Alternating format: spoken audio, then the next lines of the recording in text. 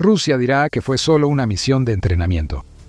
Pero la OTAN, Noruega y el Reino Unido saben la verdad. Se avistaron bombarderos nucleares rusos volando sobre aguas internacionales y demasiado cerca del territorio del Reino Unido. Esto fue una amenaza, más clara que el agua.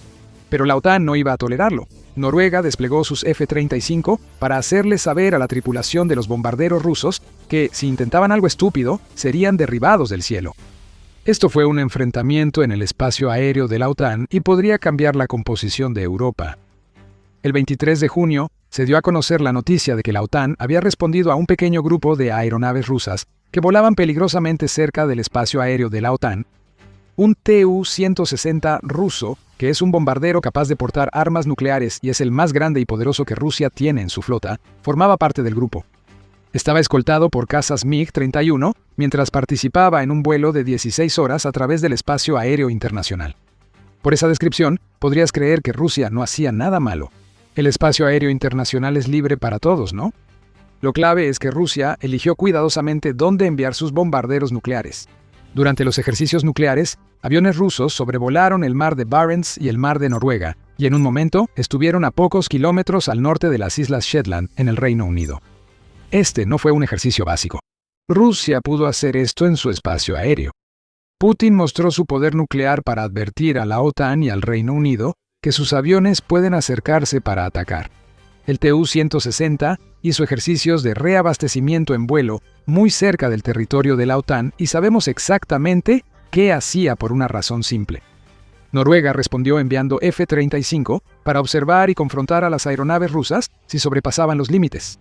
En su informe sobre la audaz maniobra de Rusia, Newsweek reveló que Noruega desplegó un par de los cazas más avanzados de la OTAN para seguir de cerca a las aeronaves rusas.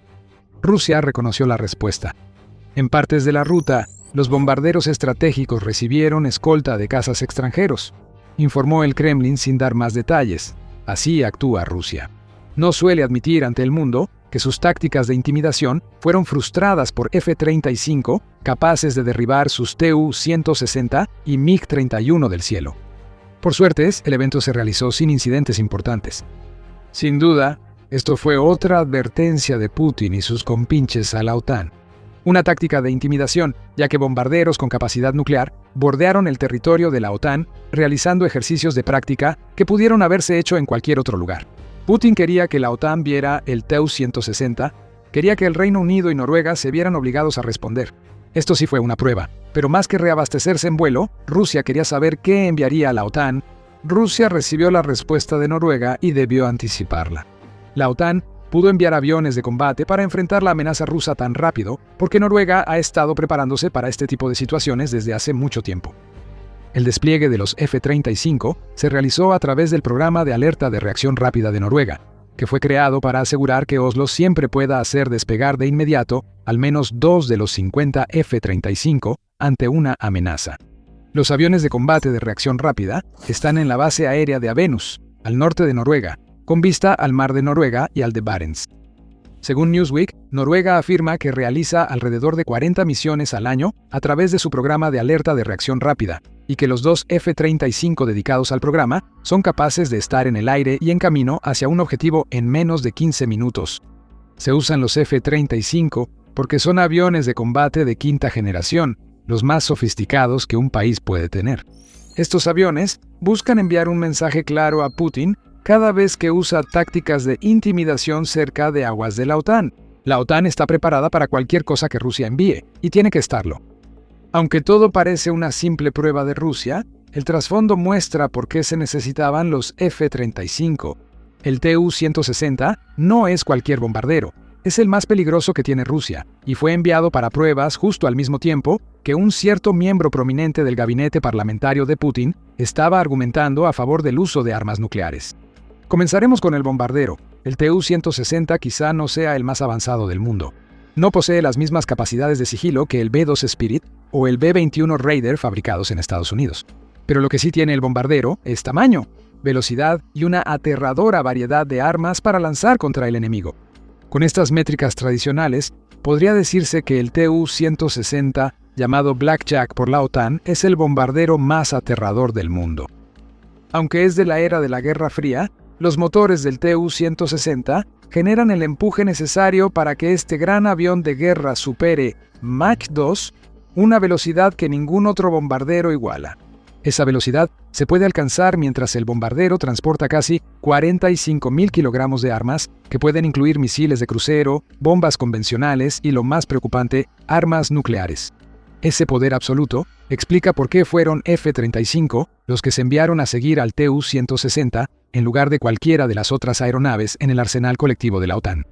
Si es necesario, el F-35 tiene las capacidades de sigilo requeridas para acercarse sigilosamente a un Tu-160 y derribarlo del cielo.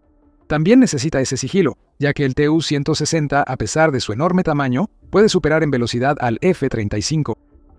El caza estadounidense alcanza una velocidad máxima de Mach 1.6, lo cual no es suficiente para mantenerse al ritmo del Tu-160, volando a toda velocidad. Todo era cuestión de enviar un mensaje. Rusia mandó su bombardero más grande, rápido y poderoso cerca de aguas de la OTAN y del Reino Unido para que cada enemigo europeo de Rusia sepa lo que le espera si se pone a Putin en contra. Eso nos regresa al destacado allegado del Kremlin, que ha estado lanzando amenazas junto con las pruebas. Según el Mirror, el ministro ruso Sergei Lavrov hizo declaraciones interesantes en una reciente reunión a puerta cerrada del Consejo de Política Exterior y de Defensa de Rusia. El medio informa sobre comentarios hechos por un analista político llamado Andrei Kolesnikov, quien dice que Lavrov habló en el evento. Al final de su discurso, Lavrov fue evasivo por un momento sobre el uso de armas nucleares rusas. Luego pronunció las palabras que te dicen exactamente cómo piensa y quizás revelan lo que el propio Putin está pensando. Bueno, yo todavía las usaría. No importa la destrucción total ni la respuesta nuclear inevitable de Occidente. El ministro de Relaciones Exteriores de Rusia, con más de 2 décadas en el cargo, afirma que presionaría el botón nuclear si dependiera de él. Este es el mismo hombre que antes amenazó con armas nucleares, diciendo en mayo que podría haber una guerra nuclear con Occidente si países como Reino Unido, Noruega y otros socios occidentales de Ucrania seguían apoyando a Ucrania e intentando atraer a países como Armenia y Moldavia al bloque occidental. Esta situación representa amenazas graves para la seguridad global, declaró Lavrov, y agregó: un enfrentamiento directo entre la OTAN y Rusia podría escalar rápidamente a un intercambio de ataques nucleares con consecuencias catastróficas. ¿Amenaza nuclear? Tal vez. Pero si un hombre que lleva años en el círculo cercano de Putin habla así, justo cuando los bombarderos nucleares más poderosos de Rusia vuelan cerca del espacio aéreo de la OTAN, hay que tomarlo en serio. Aún así, quedan más preguntas por responder. ¿Por qué Rusia ha decidido ahora enviar un Tu-160 tan cerca del territorio de la OTAN? ¿Qué pasará después? Pronto estaremos respondiendo esas preguntas. Pero primero, esto es un recordatorio de que estás viendo el programa militar. Si aún no te has suscrito al canal, ahora es el momento perfecto para presionar el botón. Entonces, las intenciones de Rusia. Bien podría ser que todo esto solo haya sido un simple alarde nuclear, del tipo que hemos visto a Rusia hacer muchas veces antes. Según el Atlantic Council, Rusia suele hacer amenazas nucleares constantes, que son más una muestra de debilidad que otra cosa. Rusia agita el sable cuando se siente amenazada. Esto podría ser otro ejemplo, pues los drones de largo alcance ucranianos siguen destruyendo las defensas aéreas rusas en su territorio. Ucrania ha lanzado uno de sus mayores ataques con drones contra Rusia, siendo Moscú un objetivo clave solo unos días antes de que se avistara el Tu-60. Eso probablemente no sea una coincidencia. Putin quiere que Occidente sepa que Rusia podría ir más lejos de lo que ya ha ido si él así lo decide. En mayo, Rusia y Bielorrusia realizaron ejercicios conjuntos practicando el lanzamiento de armas con capacidad nuclear en territorio bielorruso. Bielorrusia es vecina de Ucrania y está cerca de otras naciones europeas, lo que permite a Putin mostrar que Rusia tiene armas nucleares y que su ejército sabe usarlas. Pero ya hemos visto este tipo de cosas antes, ya sea firmando nuevas doctrinas nucleares para bajar el umbral de uso nuclear o mostrando con orgullo nuevos misiles con capacidad nuclear. A Putin le encanta su agresión atómica, pero nunca la ha llevado a cabo. Aún así, esto se siente diferente. Un Tu-160 volando tan cerca del territorio de la OTAN no es Putin presumiendo de un nuevo misil ni realizando pruebas en territorio amigo. Quizás sea una amenaza mayor que cualquiera de las que ha lanzado contra Europa desde su invasión. El exoficial británico Hamish de Breton Gordon dijo a The Sun que Rusia suele hacer estos ejercicios, pero enviar bombarderos al norte del Reino Unido parece más intencionado. Hay un aspecto de propaganda en todo esto. Rusia, como lo ha hecho durante muchos años, está tratando de presentar a la OTAN como un agresor expansionista. Por eso vimos a Lavrov quejarse de Armenia y Moldavia mientras hacía amenazas nucleares. Es solo un juego de propaganda de Putin y sus aliados. Rusia mostrará en su televisión estatal sus aviones cerca del espacio aéreo de la OTAN, diciendo que esto es necesario para mantener a raya a los lobos de la OTAN. En cierto sentido, las últimas acciones de Rusia pueden tener tanto que ver con que Putin intenta mostrar su fuerza en un momento en que empieza a ser percibido como débil dentro de Rusia, como con enviar una advertencia a la OTAN. Pero no creas que la advertencia ya no existe. Rusia busca que la OTAN, y en especial el Reino Unido, sepan que puede atacar. Lo que vimos con los ejercicios del Tu-160 de Rusia es parte de la guerra híbrida que Rusia libra contra la OTAN desde hace años y que se intensificó con la invasión a Ucrania. En noviembre, el Centro de Análisis de Políticas Europeas, CEPA, informó que aviones rusos entraron decenas de veces al espacio aéreo europeo desde el inicio de la guerra en Ucrania. Este incidente fue diferente. Los bombarderos rusos solo bordearon el espacio aéreo de la OTAN sin violarlo. El espíritu de la acción es similar. Ya sean drones, aviones de combate o bombarderos, este tipo de incursiones le brindan varios beneficios a Rusia. Por un lado, sus pilotos obtienen las horas de vuelo necesarias, sobre todo si sus salidas y entrenamientos no encuentran oposición. Eso fue lo que vimos. El 23 de junio Noruega desplegó F-35 para seguir a los bombarderos rusos, pero no los interceptó. Rusia completó su prueba de 16 horas y consiguió lo que necesitaba, además de un intento extra de intimidación. Sipper también señala que este tipo de tácticas de guerra híbrida le dan a Rusia una idea de cómo responderán los defensores de la OTAN, lo cual es información valiosa si planeas lanzar un ataque real en algún momento en el futuro. Si Rusia logra imponer costos a la OTAN, como lo hizo con el combustible de los F-35 noruegos, aunque solo sea eso, es aún mejor. El Reino Unido ha sufrido más que muchos por la guerra híbrida de Rusia.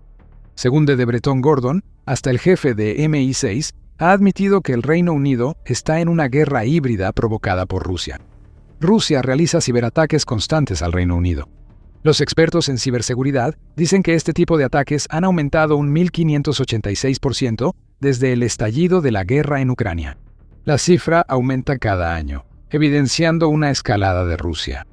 Agentes rusos habrían intentado incendiar algunas propiedades del ex primer ministro británico Sir Keir Starmer, y el Reino Unido enfrenta problemas continuos con la flota fantasma rusa y buques de guerra en sus aguas.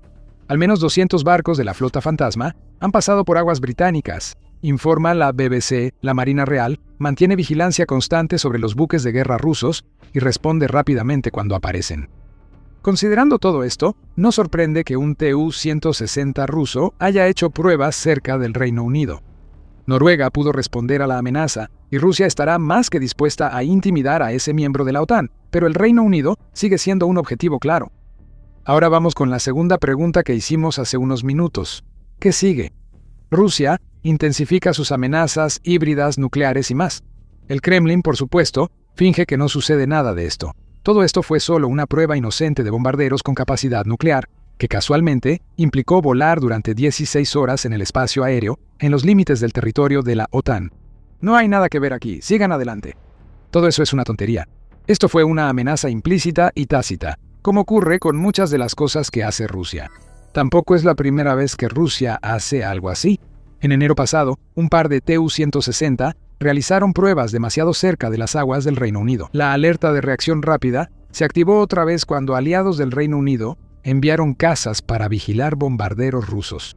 La Real Fuerza Aérea Británica participó en el incidente de enero, enviando un Eurofighter Typhoon para seguir a los bombarderos rusos cerca de aguas del Reino Unido. Rusia ha enviado buques de guerra a aguas del Reino Unido, como mencionamos antes. Recientemente, el almirante Grigorievich de Rusia ingresó a aguas del Reino Unido y disparó un tiro de advertencia a un yate al sur de la isla de White. Ese barco y otros enviados por Rusia están bajo monitoreo, y lo que vemos aquí es claro. Esto es una escalada en la guerra híbrida de Rusia, y solo empeorará para el Reino Unido, Noruega y la OTAN. Rusia está probando los límites, respuestas y paciencia colectiva de la OTAN. Ahora que Rusia lanza otra vez una amenaza aérea con sus bombarderos más poderosos, es más claro que el Reino Unido y la OTAN deben estar listos para lo que siga. Para ser justos, ya vemos que las potencias se están moviendo. En el frente naval, el Reino Unido anunció en abril que está creando una fuerza naval conjunta junto con 9 países europeos que servirá como complemento a lo que la OTAN ya tiene en marcha. Esa fuerza busca disuadir amenazas rusas desde la frontera marítima abierta al norte, según el jefe de la Marina Real, general Sir-Gwyn Jenkins. Esa es justo la frontera que Rusia amenazó con su Tu-160. Claro, una respuesta naval ante una amenaza de bombardero nuclear no es del todo adecuada, aunque sea útil. Pero no debemos subestimar el programa que llevó a Noruega a desplegar F-35 para enfrentar al Tu-160 el 23 de junio. Army Recognition indica que el programa va más allá de la proyección de poder. Muestra cómo Noruega y la OTAN transforman la vigilancia aérea al asignar a los F-35 funciones que van más allá de las de un simple caza. Los F-35 usan sensores avanzados, enlaces de datos seguros y fusión de sensores para crear un panorama operativo en tiempo real y mantener el control táctico, según el medio. También señala la naturaleza del despliegue de los F-35 el 23 de junio. Uno de los cazas de Noruega voló directamente entre el Tu-161 de sus escoltas MiG-31, lo cual es un hecho poco común que va mucho más allá de una simple pasada visual. No fue necesario forzar una confrontación, ni hubo intervención directa. Fue suficiente para enviarle un mensaje de regreso a Putin. Rusia puede acercar bombarderos al espacio aéreo de la OTAN, pero la OTAN puede enviar cazas al corazón de tus misiones sin que lo notes hasta que ya estén ahí. Combinado con otras plataformas aéreas de generaciones anteriores en la periferia, el F-35 podría integrarse en un nuevo patrullaje aéreo que proyecte fuerza multinivel, superando lo que Rusia puede hacer. Sin embargo, no se puede negar lo que acabamos de ver de Rusia. Esto es una señalización nuclear, tan clara como el día. Ya sea que sean amenazas o señales de algo peor, se debe hacer más para mostrarle a Putin que no puede salirse con estas acciones. Rusia está aplicando su doctrina clásica de escalar para desescalar, siendo la desescalada, en este caso, el deseo de provocar que Occidente retire su apoyo a Ucrania y que la OTAN deje de expandirse.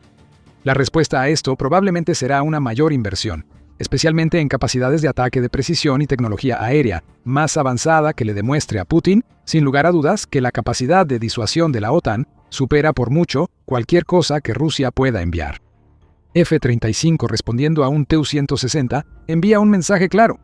Pero a medida que más figuras clave en las naciones de la OTAN advierten que Rusia podría estar preparada para atacar a un aliado de la OTAN antes de que termine la década, el papel de Europa en la disuasión nuclear debe pasar de ser conceptual a ser operativo. Si Rusia va a llevar a cabo sus pruebas, la respuesta de la OTAN debe ser superar esas pruebas de manera tan contundente que Putin no quiera realizar ninguna más. Putin ha caído en un círculo de fuego ucraniano y está cayendo, mientras las llamas se elevan más alto. Al menos eso debe ser lo que se siente después de que Ucrania desatara otra tormenta de ataques con drones contra Rusia.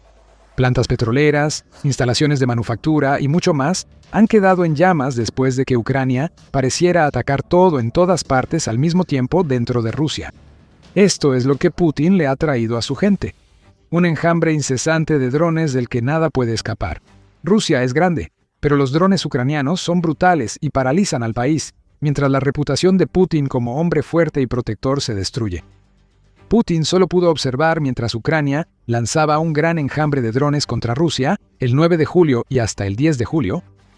Al final del ataque, el Ministerio de Defensa de Rusia afirmó que había interceptado 376 de los drones de Ucrania. Este no es el mayor ataque de drones ucranianos en la guerra, para nada, pero en cuanto a resultados está entre los más efectivos. Incluso cuando Rusia afirma haber derribado todo, como siempre lo hace, sin reconocer que alguno de estos drones haya alcanzado sus objetivos, hay incendios y aeropuertos han sido cerrados. Y las instalaciones que son clave para la industria militar de Rusia y su capacidad de exportar productos a otras naciones, de repente tienen agujeros muy grandes que antes no estaban ahí. Putin parece que las defensas aéreas de Rusia dejaron pasar algunos. Empezamos con la ruina de Rostov. El Oblast de Rostov limita con Ucrania, lo que lo hace un objetivo claro cuando Ucrania busca victorias rápidas con drones, especialmente ahora que esos drones tienen mayor poder de fuego y mucha más flexibilidad de alcance que nunca. Y Rostov padeció los ataques nocturnos de Ucrania. En Taganrog, residentes reportaron incendios masivos en la zona portuaria, sugiriendo un ataque a un centro de exportación de Rostov. Selanova Plus reveló que estos informes no eran mera especulación, ya que pronto comenzó a compartir videos de ominosas nubes negras alzándose desde la zona del puerto. El Kyiv Post informa que fuentes rusas dispuestas a reportar indican que Ucrania logró impactos directos contra el Kurganovka. El depósito de productos petroleros es donde se cargan combustibles rusos en barcos de la flota fantasma, que luego los transportan a compradores dispuestos. Más videos y más humo pronto aparecieron en el canal de Telegram Selanova Plus, confirmando que este puerto en particular ahora es un desastre en llamas. Pero Ucrania aún no había terminado con Rostov. Parece que otro objetivo fue alcanzado en Taganrog, la escuela de aviación de la ciudad. Como indica su nombre, la escuela forma especialistas para la aviación y la ingeniería en Rusia. Ese tipo de especialistas son bastante vitales para Rusia, dado que toda su estrategia para Ucrania parece haberse reducido a atacar a distancia usando misiles y bombas planeadoras lanzadas desde aviones.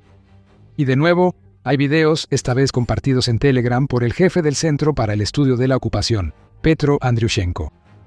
Los residentes de Rostov debieron pensar que ya eran dos grandes objetivos alcanzados por drones ucranianos y seguro no habría más. Incorrecto. Ucrania aún no había terminado con Rostov. Este oblast es particularmente importante para Rusia, no solo porque su ubicación en la frontera la convierte en una plataforma útil para lanzar ataques, sino porque sus puertos le dan a Rusia acceso al mar de Azov. Esto significa que Rostov es clave para Putin al intentar mantener el control sobre Crimea ocupada. Y la serie de ataques de Ucrania acaba de asestar otro golpe que aísla aún más a una península que ya está en serios problemas después de meses de brillantes ataques ucranianos de alcance medio. Los ataques ucranianos fueron tantos que pusieron en pánico al gobernador del Oblast de Rostov, Yuri Sliozar. Actualmente se está llevando a cabo un ataque aéreo en la región de Rostov. Durante el esfuerzo por repeler el ataque, unos 35 vehículos aéreos no tripulados fueron destruidos en Taganrog, Azov y los distritos de Azovsky y Matveyevka-Kagansk. Lamentablemente, hubo consecuencias en tierra, dijo el gobernador.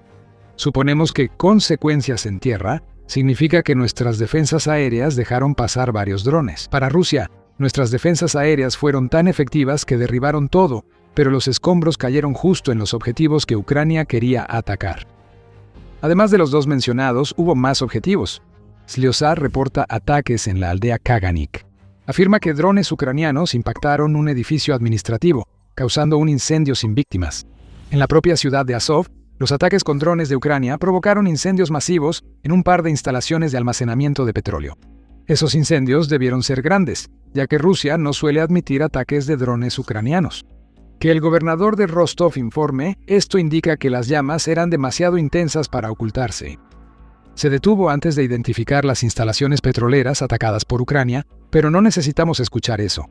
Excelonova Plus, una vez más, aporta las pruebas, ya que su combinación de imágenes y capacidades de geolocalización lo lleva a la conclusión de que Ucrania probablemente atacó el depósito de petróleo, Don Terminal o la planta óptico-mecánica de Azov, tal vez ambos. La magnitud del incendio y el humo negro en el video del canal indican un ataque a una unidad de almacenamiento de petróleo. Ese infierno no ocurre al atacar una estructura normal. Y si Ucrania también logró golpear la planta en cuestión, entonces eso es otra gran victoria. La planta óptico-mecánica Azov fabrica radares, componentes óptico-electrónicos y sistemas de guía de precisión que, según el Kyiv Post, se usan en todo, desde aviones y buques de guerra hasta vehículos blindados y misiles rusos. Rusia obtiene casi todo lo necesario para que Putin sostenga la invasión, sin importar el origen de los ataques. Todo esto representa una noche bastante productiva para Ucrania, pero les dijimos que Ucrania atacó todo en todas partes al mismo tiempo. Esto significa que no solo Rostov arde tras el ataque de drones ucranianos. En otra región rusa, Ucrania logró un tiro perfecto contra el tipo de objetivo que ha convertido en prioridad desde que desarrolló capacidades de largo alcance para ataques como este. Estamos a punto de decirte dónde atacaron los drones de Ucrania, pero antes de hacerlo, este es tu recordatorio de que estás viendo el programa militar. Si aún no te has suscrito, ahora es el momento perfecto para tomarte un segundo y presionar el botón para que nunca te pierdas uno de nuestros videos. ¿Listo? Bien. Sigamos con el golpe paralizante en Krasnodar. En su informe sobre la demencial noche de ataques de Ucrania, el Kyiv Independent reveló que drones ucranianos volvieron a golpear la refinería de petróleo Ilsky en la región de Krasnodar. Ubicada a unos 500 kilómetros del territorio controlado por Ucrania, esa refinería no es ajena a los drones ucranianos. De hecho, los drones se han vuelto visitantes habituales. El 10 de julio fue la 17ª vez que esta refinería fue atacada desde que empezó la guerra. El ataque anterior fue el 2 de junio. Parece que los operadores de drones ucranianos tienen cierto resentimiento. Sin embargo, lo que ocurre es que Ucrania ataca repetidamente una refinería capaz de procesar 6.6 millones de toneladas de combustible al año, ya que esto impide que Rusia la opere a plena capacidad. Cuando lo último que Ucrania golpeó la vez pasada está por ser reparado, vuelven las sanciones voladoras listas para atacar otro objetivo. Podrías pensar que Rusia ya habría entendido después de 17 ataques que tal vez necesita algunas defensas aéreas en Ilsky.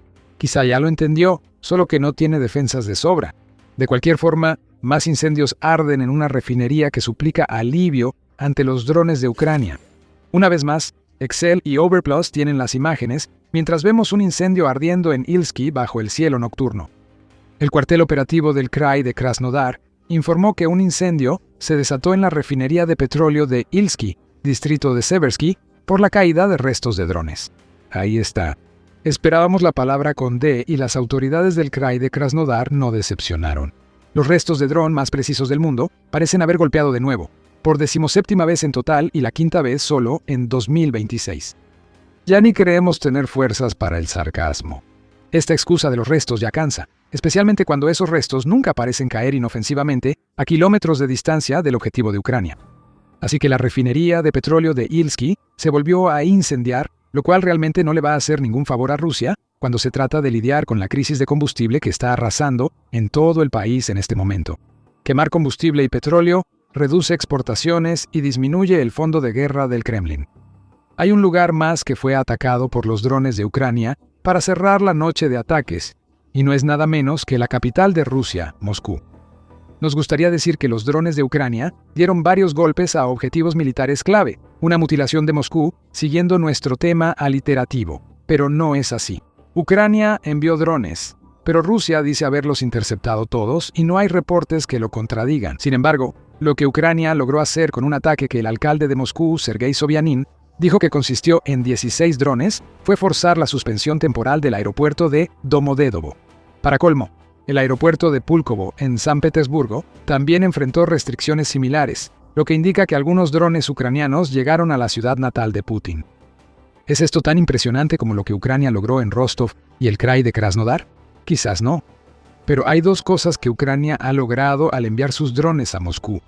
El cierre del aeropuerto refuerza una de las principales razones por las que Ucrania realiza ataques en profundidad: devolver la guerra iniciada por Putin al pueblo ruso. Pronto profundizaremos en ese concepto. El punto es que un aeropuerto que suspende vuelos por un ataque con drones termina lleno de personas enojadas que gastaron mucho dinero solo para enfrentar la guerra que intentan evitar. Ucrania incluso ha señalado que el cierre de aeropuertos es parte de la campaña de presión que Ucrania está usando contra Rusia. En mayo de 2025, el Kyiv Independent informó que los drones de Ucrania habían causado 217 cierres de aeropuertos entre el 1 de enero y el 22 de mayo.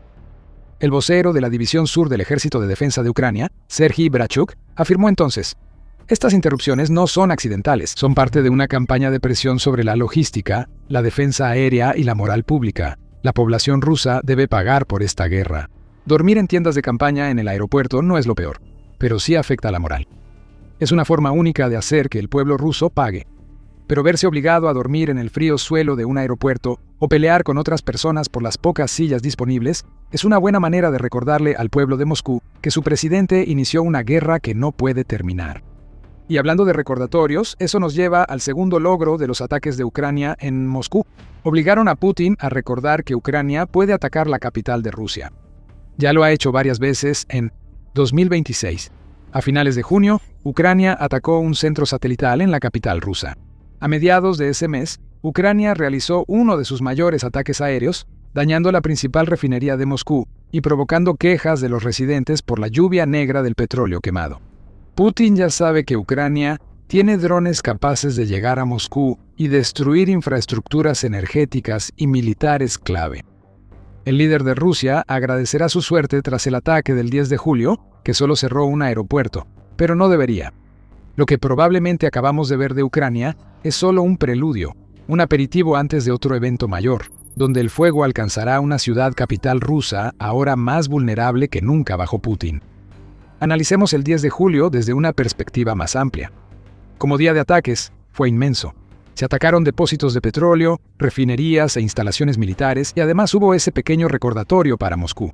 Pero lo que Ucrania realmente le mostró a Rusia al crear otro anillo de fuego en todo el país es, bueno, justamente eso. Los drones ucranianos ya pueden atacar casi cualquier objetivo de importancia militar en Rusia, y Rusia no puede evitarlo. En realidad, el ataque del 10 de julio fue menor, considerando el creciente alcance del potencial ofensivo de Ucrania.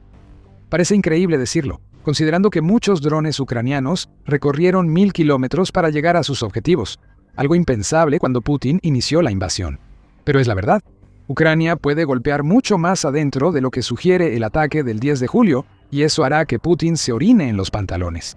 Vimos la evidencia más notable de esto apenas un par de días antes de la oleada más reciente, cuando se dio la noticia de que Ucrania logró impactos directos en la refinería de Omsk en Siberia. Lo diremos de nuevo, Siberia. Eso está a más de 2.500 kilómetros de Ucrania.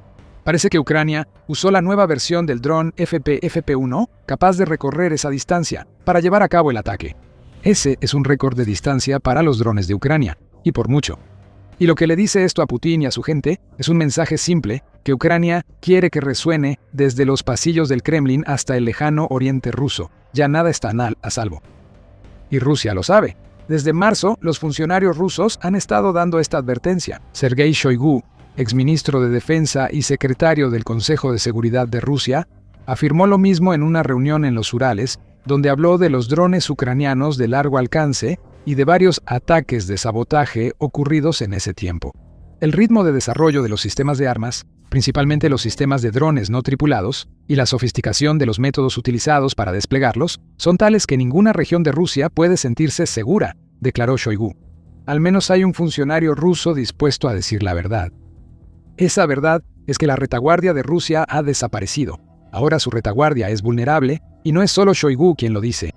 Los blogueros militares rusos, que durante tanto tiempo han proclamado la supuesta dominancia militar de Moscú, mientras abogan por una ofensiva sin restricciones contra Ucrania, han llegado a la conclusión de que Ucrania está tomando la delantera sobre Rusia. Rusia enfrenta ahora el colapso de muchas suposiciones hechas antes de que Putin iniciara su invasión.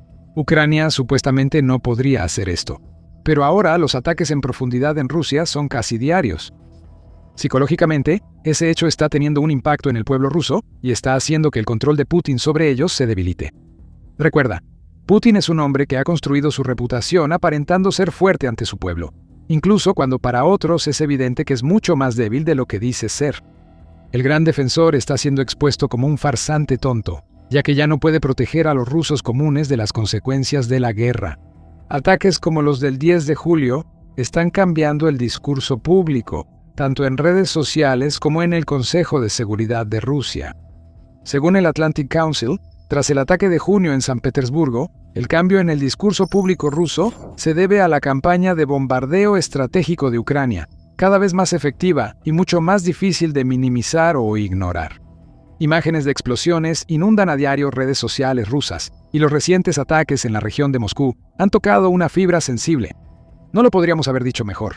Cada vez que Ucrania vuelve a golpear ese punto sensible, al atacar una refinería o destruir un depósito, le recuerda al pueblo ruso que nada de esto tenía que haber pasado. Ucrania no quería esta guerra. Putin sí. Y eso hace que Putin sea el responsable de tanto dolor. Esto es solo Ucrania usando las propias tácticas de Rusia en su contra, aunque de una manera que lastima al pueblo ruso sin atacarlos directamente. La propia campaña aérea de Rusia se basa en el terror. Putin se alegra tanto de atacar ciudades ucranianas y matar civiles como de atacar objetivos militares, ya que todo lo que Rusia hace en Ucrania es coercitivo. Putin intenta convencer a los ucranianos de rendirse y permitir que Rusia actúe como quiera. Todo lo que Ucrania está haciendo ahora es usar su propia versión de ese tipo de campaña coercitiva para infligir el mismo tipo de presión psicológica sobre el pueblo ruso, sin recurrir a los crímenes de guerra que comete Putin. Por último, hablamos sobre la presión. No olviden uno de los objetivos que Ucrania atacó el 10 de julio, la refinería de petróleo de Ilsky. Al hablar de presión, no podemos ignorar la crisis de combustible en Rusia. Si los incendios en el horizonte muestran que la guerra de Putin llegó a casa, las largas filas en gasolineras rusas mal abastecidas son un dolor más palpable para su gente. La crisis de combustible iniciada en Crimea ya se extiende por Rusia y empeora cada vez que se incendia una refinería productora de combustible. DW reporta que una mujer rusa en Gelendzhik afirma que pasó 3 días tratando de llenar el tanque de su auto. Duerme en su vehículo y llega a las gasolineras desde las 5 de la mañana, solo para ver que las bombas siguen vacías. Eso no es algo que pase solo una vez. Es una realidad para muchos en Rusia, ya que pasan horas esperando en filas por un producto que se supone debería ser abundante en su país, porque Rusia lo produce. Cuando Ucrania atacó la refinería de Omsk, todos nos maravillamos de la brillantez del ataque. Una nación que hace apenas 4 años no tenía armas de largo alcance que pudieran dañar a Rusia en su propio territorio, acababa de golpear una refinería a miles de kilómetros de distancia en Siberia.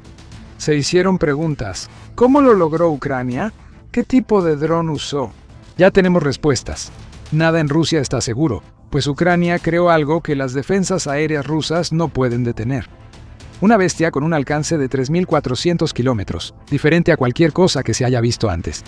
Rusia no puede esconderse de la tormenta que se avecina, ya que Omsk vio cómo Ucrania enviaba un mensaje de que ahora puede golpear casi todos los objetivos importantes en territorio ruso. Ucrania tiene un nuevo dron. Olvida eso, no es un dron nuevo, sino una versión modificada del FP-1 que Ucrania ha usado para atacar a Rusia durante meses. Ese dron ahora tiene una nueva variante, y le ha dado a Ucrania capacidad para atacar mucho más adentro que nunca antes. El FP-1ER ya está aquí, y esto es todo lo que sabemos sobre él hasta ahora. Las primeras señales de algo nuevo en el cielo de Omsk las dio Denis Stillerman, cofundador de Firepoint. Mientras el humo se elevaba sobre la refinería de Omsk, Stillerman acudió a X para dar un mensaje simple pero revolucionario. La refinería de Omsk conoce al nuevo FP-1, dijo. Y luego siguió con un segundo mensaje que simplemente decía 3.400. Así obtuvimos nuestro primer vistazo al ahora llamado FP-1ER. Una versión de mayor alcance del dron FP-1 de Firepoint no solo está en producción, ya se está en el aire y ha demostrado ser devastadoramente preciso, excepcionalmente potente y capaz de recorrer miles de kilómetros mientras evita cada sistema de defensa aérea que Rusia intenta poner en su camino. Lo único que Firepoint ha confirmado hasta ahora sobre su dron modificado es el alcance. 3.400 kilómetros es aproximadamente 3 veces más lejos de lo que puede volar el FP-1 original, informa Euromiden Press, y eso será suficiente para aterrorizar a Rusia. Ucrania ya cuenta con un dron capaz de atacar todas las instalaciones militares, petroleras y de manufactura clave en el oeste y centro de Rusia. Stillerman no revela mucho más allá de eso. Sin embargo, los analistas que han examinado más de cerca las pocas imágenes que tenemos del FP-1ER en vuelo, revelan que hay un puñado de diferencias clave que lo separan del FP-1 original. Uno de esos analistas es Grandpa Roy X, cuenta gestionada por un experto en drones en Canadá. Roy examinó detenidamente las alas del FP-1ER y notó algunas diferencias clave. Las alas del nuevo dron son notablemente más largas que las del FP-1 original, lo que proporciona mayor capacidad de planeo y aumenta el alcance del FP-1ER. Las alas también tienen una forma un poco diferente, lo que da mayor superficie. Eso ayuda al planeo y permite que el FP-1ER lleve más tanques de combustible que el FP-1. También se especula que el FP-1ER está usando algún tipo de inyección de combustible, lo que ofrece un aumento decente en el alcance gracias a una mayor eficiencia de combustible. Sin embargo, eso no se ha comprobado. Muy poco está comprobado. El FP-1ER, a pesar de este análisis inicial, sigue siendo en su mayoría un misterio. Hay algunas cosas más de las que podemos estar seguros. Primero, el FP-1ER que Firepoint ha lanzado es incluso mejor que la versión modificada del FP-1 que todos pensaban que Ucrania iba a recibir. En junio, Firepoint presentó una versión mejorada del FP-1 en la exposición Eurosatory en París.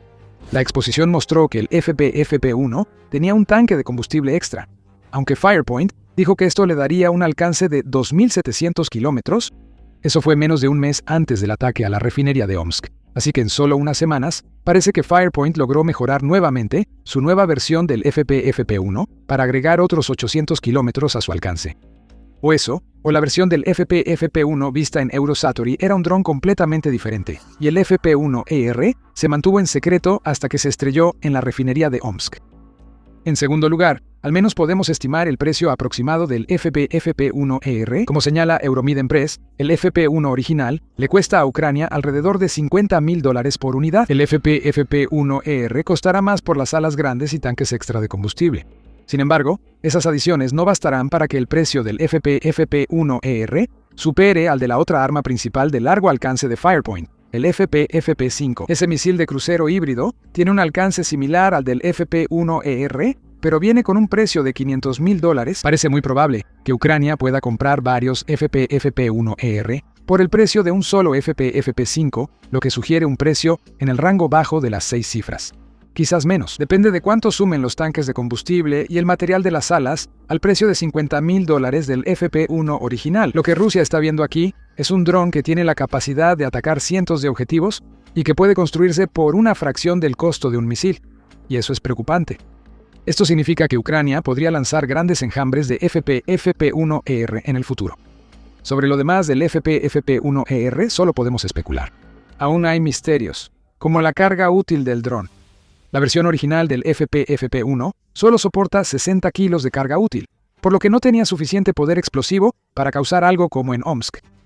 Más tarde, Firepoint mejoró el FP-FP1 para cargar 105 kilogramos de explosivos, y parece probable que el FP-FP1ER use una ojiva de aproximadamente ese tamaño.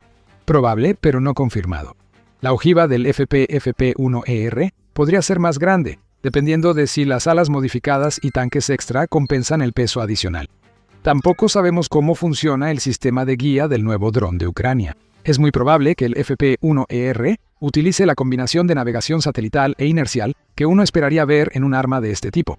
Rusia tiene sistemas de guerra electrónica capaces de interferir señales satelitales, y un dron que viaja miles de kilómetros facilita esa interferencia.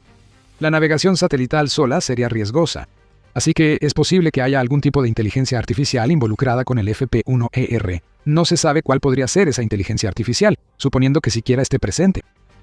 Destaca que el FP-1 mejorado presentado en Eurosatory vino junto con el anuncio de Firepoint de que sus drones ya incorporan inteligencia artificial.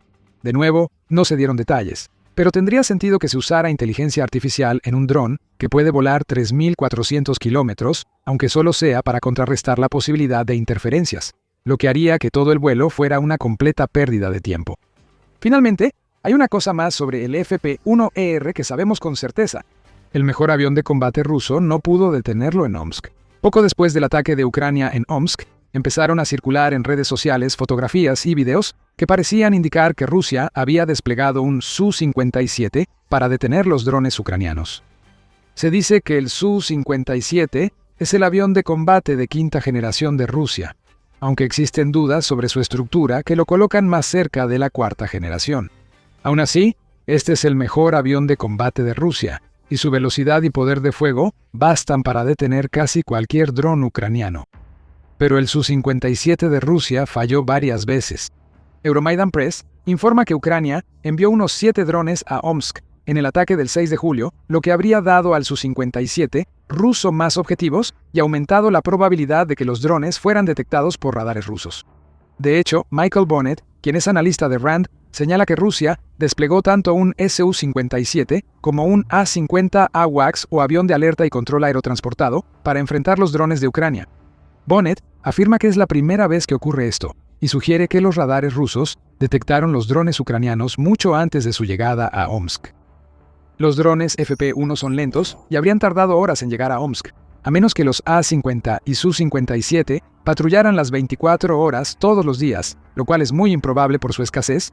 Estos FP-1 debieron ser rastreados varias horas para que los aviones despegaran, dice Bonnet. Aún así, los nuevos drones FP-1ER de Ucrania evitaron lo que habría sido una muerte segura. Probablemente se deba a que son objetivos pequeños que vuelan bajo. Aunque algunos radares rusos aún detectaban los drones, volar bajo obligó al avión de combate ruso a descender a una altitud incómoda para enfrentarlos. Claramente, el Su-57 falló en su tarea. Volar tan bajo resalta lo difícil que debe ser detectar estos drones, añade Bonnet. Esto es lo que Rusia parece enfrentar ahora. Un dron ucraniano modificado, basado en un modelo existente, puede volar 3.400 kilómetros, entregar una gran carga útil con precisión y evadir las defensas aéreas y el mejor caza ruso. Eso es una pesadilla para Putin. Ya vimos los resultados de esa pesadilla en Omsk. Revelaremos exactamente lo que hizo el FP-1ER en la refinería siberiana. Pero antes de hacerlo, esto es un recordatorio de que estás viendo el programa militar. Si estás obteniendo información de nuestro canal, recuerda suscribirte y activar la campana de notificaciones para ver más de nuestros videos. Regresemos a la refinería de Omsk. Ya analizamos el tipo de dron que Ucrania usó para atacar la refinería en Siberia, pero aún no hablamos de los resultados del ataque. Esos resultados son clave. Los rediseños y especificaciones impresionantes no sirven si el nuevo dron de Ucrania no causa daño al llegar a su objetivo, y vaya que lo lograron.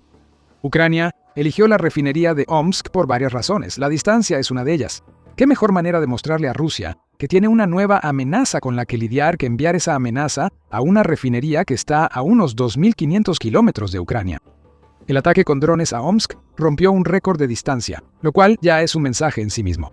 Pero mucho más importante, la refinería de Omsk es la más grande de toda Rusia, representando alrededor del 10% de todo el refinado de petróleo del país, según Euromaidan Press. Omsk suministra más de la mitad del combustible para motores del Distrito Federal de Siberia y puede procesar 22 millones de toneladas de crudo al año. El ataque de Ucrania no solo fue contra la refinería. El FP-1ER demostró su precisión al destruir un par de unidades de destilación en Omsk que, juntas, permitían procesar 50.000 toneladas de crudo al día. Las imágenes satelitales del día después del ataque del 6 de julio muestran que los drones ucranianos acertaron 4 veces en la refinería. Tan solo la unidad Elov-ABT-11 que Ucrania atacó tiene una capacidad de 8.6 millones de toneladas métricas de crudo al año, y ahora es un montón de escombros en llamas. También se atacaron ductos de productos refinados en Omsk. Este nivel de precisión hace dudar si el FP-1ER depende solo de navegación satelital e inercial. Los drones ucranianos recorrieron miles de kilómetros y atacaron objetivos específicos dentro de una gran instalación. Ese es un tipo de precisión que nadie esperaba, y le da más fuerza a los rumores sobre el uso de inteligencia artificial para seleccionar objetivos que están circulando. Ignorando los rumores sobre el FP-1ER, sabemos que el dron ucraniano causó daños catastróficos.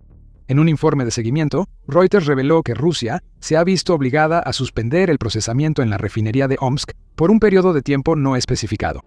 El procesamiento y la evaluación de los daños ya están en marcha en la instalación, y cualquier trabajo de reparación que deba realizarse tendrá que hacerse en un contexto de sanciones occidentales, lo que hace que sea más difícil que nunca para Rusia conseguir los componentes que necesita para llevar a cabo sus reparaciones.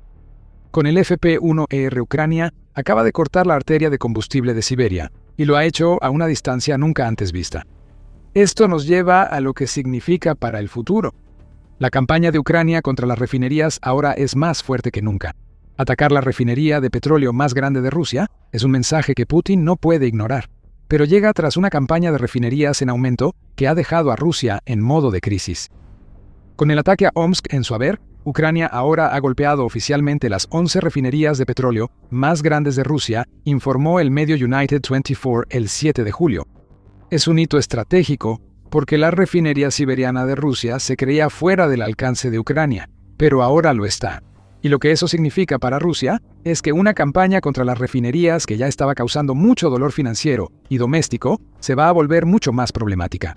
Las 11 refinerías que Ucrania ha atacado tienen una capacidad combinada de procesamiento de crudo de aproximadamente 156 millones de toneladas al año, sin contar las refinerías más pequeñas que también atacó Ucrania. Cuando el FP-1ER se produzca en masa, las refinerías más alejadas de Ucrania serán objetivos legítimos de los ataques repetidos que Ucrania ya realiza contra las más cercanas a la frontera. En otras palabras, esperamos un doble ataque a Omsk más temprano que tarde. Más ataques a refinerías significan que se puede alcanzar un nuevo nivel en la actual crisis de combustible de Rusia.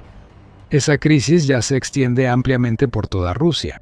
CNN informa que una crisis que comenzó en Crimea como resultado del programa de bloqueo logístico de Ucrania se ha extendido para afectar de una u otra manera a casi todas las 83 regiones de Rusia. Las filas en las gasolineras son tan largas que llegar a una estación puede tomar horas de espera. Muchas veces, esas largas esperas solo terminan en una restricción de gasolina que impide al ruso promedio llenar el tanque de su vehículo.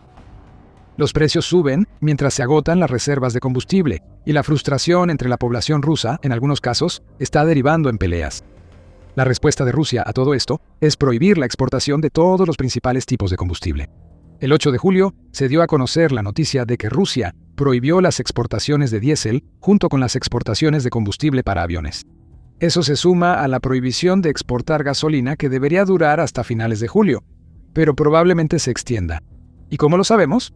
Rusia anunció que empezará a importar gasolina y otros productos petroleros en julio, y un país que necesita comprar combustible difícilmente puede volver a vender. Rusia piensa que puede superar esta crisis. Ucrania demostró a Rusia que no habrá recuperación. Un nuevo dron de largo alcance permite atacar más refinerías que antes. No solo las refinerías, todo en Rusia, incluso Siberia, es ahora un objetivo. La Fundación Georgiana para Estudios Estratégicos e Internacionales tiene un mapa interactivo interesante. Ese mapa muestra las bases militares de Rusia en su territorio y en otros lugares. La mayoría de estas bases, que parecen cientos, están en el centro y oeste de Rusia. Pero aproximadamente a un tercio del territorio de Rusia hacia el sur vemos Omsk. Y lo que sabemos ahora es que el FP-1ER de Ucrania literalmente puede alcanzar todo al oeste de esa región. Y recuerda que Omsk está a 2.500 kilómetros de Ucrania.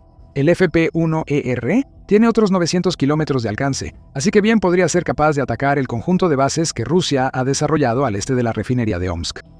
Ese es el aspecto de este nuevo dron que Putin quizá ni siquiera esté tomando en cuenta. Los ataques de Ucrania a refinerías han sido noticia, pero ahora toda aeronave rusa en bases que lanzan misiles y bombas planeadoras contra Ucrania es un objetivo. También aplica para depósitos de municiones e instalaciones de la industria militar. Por supuesto, atacar este tipo de objetivos no es nada nuevo para Ucrania. Según United 24, en un artículo del 9 de julio, Ucrania ha atacado 6 plantas clave de producción de misiles en Rusia desde marzo. Pero lo que hay que recordar aquí es que fue apenas en abril cuando Ucrania afirmaba que había ampliado su alcance de ataque 2 veces y media desde el inicio de la guerra, llegando a 1.750 kilómetros. Solo un par de meses después, ese alcance casi se ha duplicado. Eso es a lo que todo se reduce. El alcance de Ucrania ha aumentado más y más rápido de lo que parecía creer posible. No es del todo exacto decir que todo en Rusia se ha convertido en un objetivo debido al FP-1ER, pero todo en Rusia que pueda ser siquiera ligeramente relevante para la invasión de Putin, eso sí se ha vuelto un blanco legítimo. La estrategia de ataques en profundidad de Ucrania ha avanzado, y Rusia intenta frenarla por todos los medios. Rusia habría empezado a desplegar potentes interferidores, supuestamente capaces de cortar las señales satelitales de Starlink que usan los drones ucranianos. Si ese es el caso, no lograron detener los FP-1ER enviados a Omsk. Otra sugerencia más de que la inteligencia artificial ya está en funcionamiento. En el frente de defensa aérea, Putin ha ordenado que la fabricación de nuevos sistemas de defensa aérea debe convertirse en una prioridad para la industria rusa. Será una tarea difícil, ya que el problema de defensa aérea de Rusia no es nuevo, y el ataque en Omsk mostró que es más grave de lo pensado. Ucrania ha aprovechado el tamaño de Rusia en su contra por mucho tiempo. Ahora, con el FP-1ER listo y probado en combate, lo que era la mayor fortaleza de Rusia podría volverse la debilidad que haga perder la guerra a Putin. La innovación está en el corazón de todo lo que hace Ucrania, y el FP-1ER es el ejemplo perfecto. No olvides las líneas del frente. Con el enfoque en la ofensiva ucraniana en la retaguardia, es fácil pasar por alto que en la línea del frente hay tanto ingenio como en la estrategia ucraniana de largo alcance. Ucrania se ha vuelto experta en la guerra con robots. No hay peros ni excusas al respecto. El ejército de robots de Ucrania está creciendo. Se fortalece y juega un papel clave para que Ucrania gane la guerra contra Rusia. Nadie vio esto venir cuando Putin invadió. Lo que se suponía que iba a ser una guerra de hombres y metal se ha transformado hasta el punto en que ni siquiera son los humanos quienes están haciendo el trabajo más importante para Ucrania. Ya tenemos los números.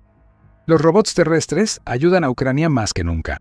Un alto funcionario de Estados Unidos afirmó que sería un gran error que su ejército no siguiera el ejemplo de Ucrania. En un informe del 9 de julio, Euromaidan Press reveló que los robots terrestres de Ucrania realizaron más misiones en junio que en cualquier otro mes de la guerra con Rusia. Estas maravillas de metal se han vuelto una vista común en las líneas del frente, ya que hacen de todo, desde transportar suministros y equipo hasta evacuar soldados e incluso, en algunos casos, lanzar ataques contra posiciones rusas. El Ministerio de Defensa de Ucrania dice que los robots terrestres de Ucrania realizaron más de 16.600 misiones de logística y evacuación en junio. El ministro de Defensa, Mikhailo Fedorov, explica que cada misión realizada por un robot en vez de un militar puede salvar vidas. Fedorov afirma que eso es lo importante. No podríamos haberlo dicho mejor. Pero más notable que la enorme cantidad de misiones que realizaron en junio los robots terrestres ucranianos es el gran aumento en este tipo de misiones. Aquí está el resumen. En enero, los robots terrestres realizaron 7.511 misiones. En febrero, esa cifra aumentó a 7.960. Luego fueron 9.072 en marzo, 11.028 en abril y 14.059 en mayo. En junio, Ucrania sumó 2.500 misiones a su total mensual y eso debe preocupar a Rusia. Si Ucrania sigue así, pronto no habrá misiones logísticas en el frente hechas por soldados. Para Rusia, esto reduce las oportunidades de eliminar soldados ucranianos y permite que Ucrania mantenga sus fortificaciones fuertes por más tiempo. Todo esto se traduce en más bajas para Rusia, aunque sea de manera indirecta. Todo esto significa que los robots terrestres de Ucrania realizaron un 18.6% más de misiones en junio que en mayo y han más que duplicado su rendimiento desde enero. Las cifras de junio son 122% más altas que las que vimos durante el primer mes del año. En total, durante la primera mitad de 2026, los robots de Ucrania han completado más de 66.300 misiones, y ahora Ucrania tiene un objetivo sencillo: sustituir soldados por robots terrestres para que realicen todas las misiones logísticas en el frente. Lo único que detiene a Ucrania ahora es la conectividad y no el hardware, dice el asesor del Ministerio de Defensa, Serhiy Viskresnov. Ucrania debe superar los obstáculos que el terreno, líneas de árboles e infraestructura urbana presentan para las señales que mantienen en funcionamiento a los robots terrestres y así potenciar su ejército de drones. Ucrania ha innovado constantemente desde que comenzó la guerra. Encontrará soluciones, tal vez involucrando el uso de inteligencia artificial para automatizar la búsqueda de rutas, de modo que las pérdidas de señal ya no sean un problema. Eso es para el futuro. Por ahora, Ucrania está totalmente comprometida a que los robots terrestres sean clave en su estrategia en el frente. No solo lo afirma el Ministerio de Defensa. Los soldados de Ucrania también están totalmente de acuerdo en permitir que los robots los reemplacen donde sea que esos robots puedan hacerlo. El Ministerio de Defensa de Ucrania dice que varias unidades a lo largo de las líneas del frente ya recibieron 1.028 robots terrestres de varias configuraciones a través del mercado de armas de defensa DOTE Chain en mayo. Es importante porque este mercado usa un sistema de puntos. Los soldados ganan puntos por logros como derribar drones y completar misiones con robots terrestres. Luego intercambian estos puntos por los sistemas que creen necesitar más en el frente. Así que esto no son solo 1.028 robots terrestres entregados, son 1.028 robots que han sido elegidos específicamente por los soldados en el frente porque los necesitan. Y para agregar a todo esto, Euromaidan Press revela que los soldados han ordenado un total de 3.062 robots terrestres de este mercado, lo que representa un valor de $46.6 millones. En otras palabras, el impulso del Ministerio de Defensa para que los robots terrestres asuman tareas en la línea del frente está siendo apoyado por los mismos soldados a quienes estos robots están reemplazando. Quizás sea la primera vez que la gente desea que los robots les quiten sus trabajos. Se busca que robots manejen toda la logística en la línea del frente, con apoyo total de las tropas de Ucrania. En Estados Unidos, un hombre afirmó que Estados Unidos debe empezar a prestar atención a la revolución de drones y robots en Ucrania. Impactado por la efectividad de todo lo que Ucrania ha logrado, el senador Lindsey Graham comentó el 10 de julio que sería un gran error para Estados Unidos no trabajar con Ucrania para aprovechar la experiencia cada vez mayor del país en drones y robots. Graham hizo los comentarios durante su visita a Ucrania, donde elogió la fábrica de drones Skyfall. Hoy visité una empresa de última generación con una enorme capacidad de producción que fabrica tecnologías mucho más avanzadas que las de cualquier otro en el planeta. La necesidad es la madre de la invención, dijo Graham antes de agregar su advertencia a Estados Unidos. Sería un gran error para Estados Unidos no colaborar con Ucrania en drones. Ellos están dispuestos a ayudar porque nosotros estuvimos dispuestos a apoyar a Ucrania en sus momentos más oscuros, declaró Graham. Hay una desafortunada postdata en esta parte de la historia. El 12 de julio se informó que el senador Graham falleció tras una breve y repentina enfermedad. Todavía se están conociendo los detalles, pero Graham acababa de regresar de su viaje a Ucrania, donde se reunió con el presidente Volodymyr Zelensky, además de recorrer la instalación Skyfall y hacer su llamado para que Estados Unidos se sume a la revolución de drones y robótica de Ucrania. Elogiado como patriota estadounidense por el presidente estadounidense Donald Trump, Graham usó su último mensaje para decirle a Estados Unidos que lo que hace Ucrania es especial y que el ejército estadounidense debe sumarse. Eso es un triste golpe, pero puede que haga que Estados Unidos se dé cuenta de que Ucrania se ha convertido en un socio mucho más valioso de lo que cualquiera había imaginado. Los robots terrestres son solo una de las razones por las que esa asociación es tan valiosa para Estados Unidos, pues Ucrania demuestra cada día que sus avances tecnológicos le permiten tomar la iniciativa ante Rusia. Enfoquémonos en Rusia por un momento. Mientras los robots terrestres de Ucrania hacen su trabajo en las líneas del frente, los soldados rusos deben estar clamando por algo similar que los apoye. Ucrania gestiona la logística en el frente de forma robótica, mientras que los soldados rusos hacen todo manualmente y Putin los obliga a marchas de la muerte que destruyen su ejército. Antes de profundizar, recuerda que estás viendo el show militar. Si estás obteniendo información de este video, asegúrate de suscribirte para no perderte lo que tenemos preparado para ti. Te llevamos al frente en Jersón. El medio United 24 informa que los soldados rusos son obligados a marchar más de 10 kilómetros para llegar a la línea del frente. El avance por zonas de muerte plagadas de drones no es el único problema para las fuerzas de Putin. Esos soldados deben llevar municiones y suministros a pie hasta el eje del Dnieper, donde la batalla por Jersón está en pleno auge.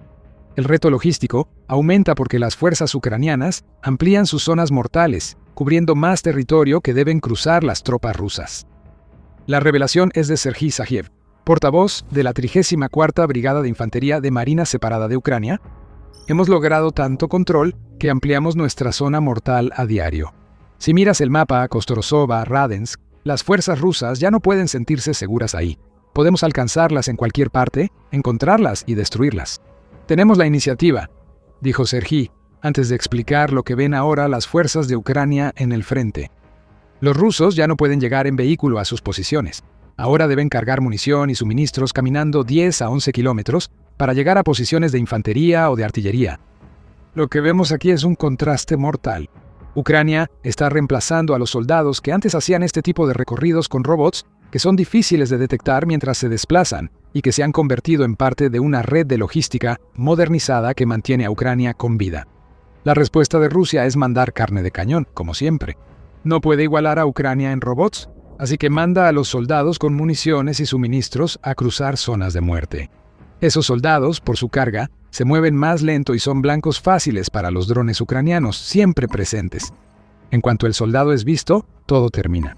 O mueren por un ataque de dron, o tienen que soltar lo que llevan y correr para tener alguna posibilidad de sobrevivir al ataque. La logística rusa de primera línea se desmorona. Y es el fracaso de Putin por no invertir en el tipo de tecnología que Ucrania utiliza también la razón de esto. Los resultados en el frente hablan por sí solos. En junio, mientras Ucrania logró su récord de robots terrestres, Rusia alcanzó su propio récord sombrío. 39.490 bajas en combate. Ucrania se acerca a su meta de 50.000 al mes, cifra que Fyodorov y Zelensky creen suficiente para volver insostenible la guerra de Putin desde el punto de vista del reclutamiento. Rusia no está encontrando ninguna solución a sus problemas logísticos. Liga señala que no solo cerca del frente, las tropas de Putin son destruidas antes de llevar suministros y municiones donde se necesitan. La logística para el ejército ruso, a una profundidad de entre 20 y 70 kilómetros, se está volviendo cada vez más costosa y peligrosa para Rusia, ya que Ucrania amplía el alcance de sus drones. Vimos una mención de la falta de vehículos en Jersón. Lo mismo está ocurriendo en toda Ucrania, declara Ruslan Musichuk, quien es el portavoz de la Guardia Nacional de Ucrania. Según Musichuk, los convoyes de suministro rusos son cosa del pasado, y lo mejor que Rusia puede lograr suele ser un solo vehículo, que se convierte en un objetivo obvio para los drones de Ucrania. Ucrania amplió en 30 kilómetros sus ataques contra depósitos rusos de municiones y combustible para agravar el problema. Y ahora está en un punto donde ataca más de 190 de este tipo de objetivos cada mes. Incluso más allá del frente, entre 50 y 200 kilómetros vemos una destrucción similar. El Atlantic Council señala que otra de las innovaciones robóticas de Ucrania, los drones de alcance medio, está haciendo casi imposible que Rusia mantenga una red logística estable detrás del frente. Esos drones están llevando a cabo ataques contra camiones que utilizan rutas logísticas que Rusia ha establecido en los territorios ocupados. Eliminan defensas aéreas, sitios de lanzamiento de drones y puntos de mando y control usados para coordinar los asaltos rusos en el frente. Crimea resiente el caos en la retaguardia rusa y enfrenta una gran escasez de combustible, mientras Ucrania aísla la península. Pero los efectos se sienten en toda Ucrania. Este es un bloqueo logístico en capas. El combustible y los suministros son destruidos en masa en la retaguardia rusa. Todo lo que llega a la retaguardia también es atacado, pues los ataques a vehículos, depósitos de combustible y almacenes de municiones han obligado a Rusia a enviar vehículos individuales, si es que tiene para enviar. En Jersón, claramente no hay vehículos, tampoco hay robots terrestres. Los soldados rusos tienen que convertirse en blancos de movimiento lento en las zonas de muerte, mientras intentan llevar municiones y suministros a lo largo de 10 kilómetros hasta una línea del frente que la mayoría de estos soldados nunca verá. Los drones ucranianos acabarán con ellos mucho antes de que logren llevar su carga a donde se necesita. El enfoque de Rusia hacia la logística ahora parece completamente anticuado en comparación con el brillante uso de robots terrestres en el frente por parte de Ucrania. Esto no significa que Rusia no intente imitar la revolución logística de robots terrestres de Ucrania. Te estaríamos mintiendo si intentáramos decir lo contrario. Como informó Pravda en mayo, Rusia en realidad recibió su primer sistema de robots terrestres en 2024. Pero, como ha sido tan frecuente, Rusia no se dio cuenta de lo importantes que podrían ser estos robots. Aun con sus recursos, no ha invertido lo suficiente en robots terrestres para evitar situaciones como ordenar a soldados cargados caminar 10 kilómetros por zonas de muerte ucranianas. Las cifras evidencian la brecha entre Rusia y Ucrania en robots terrestres. Pravda afirma que Rusia cuenta con unas 20 empresas que fabrican 29 tipos distintos de robots terrestres. 12 de esas empresas están bajo sanciones occidentales, lo que no ayuda a Rusia. En cambio, Ucrania ha codificado 67 nuevos tipos de robots terrestres solo durante el primer trimestre de 2026. Eso es más del doble de los tipos de robots que Rusia ha creado, y fue en solo 3 meses.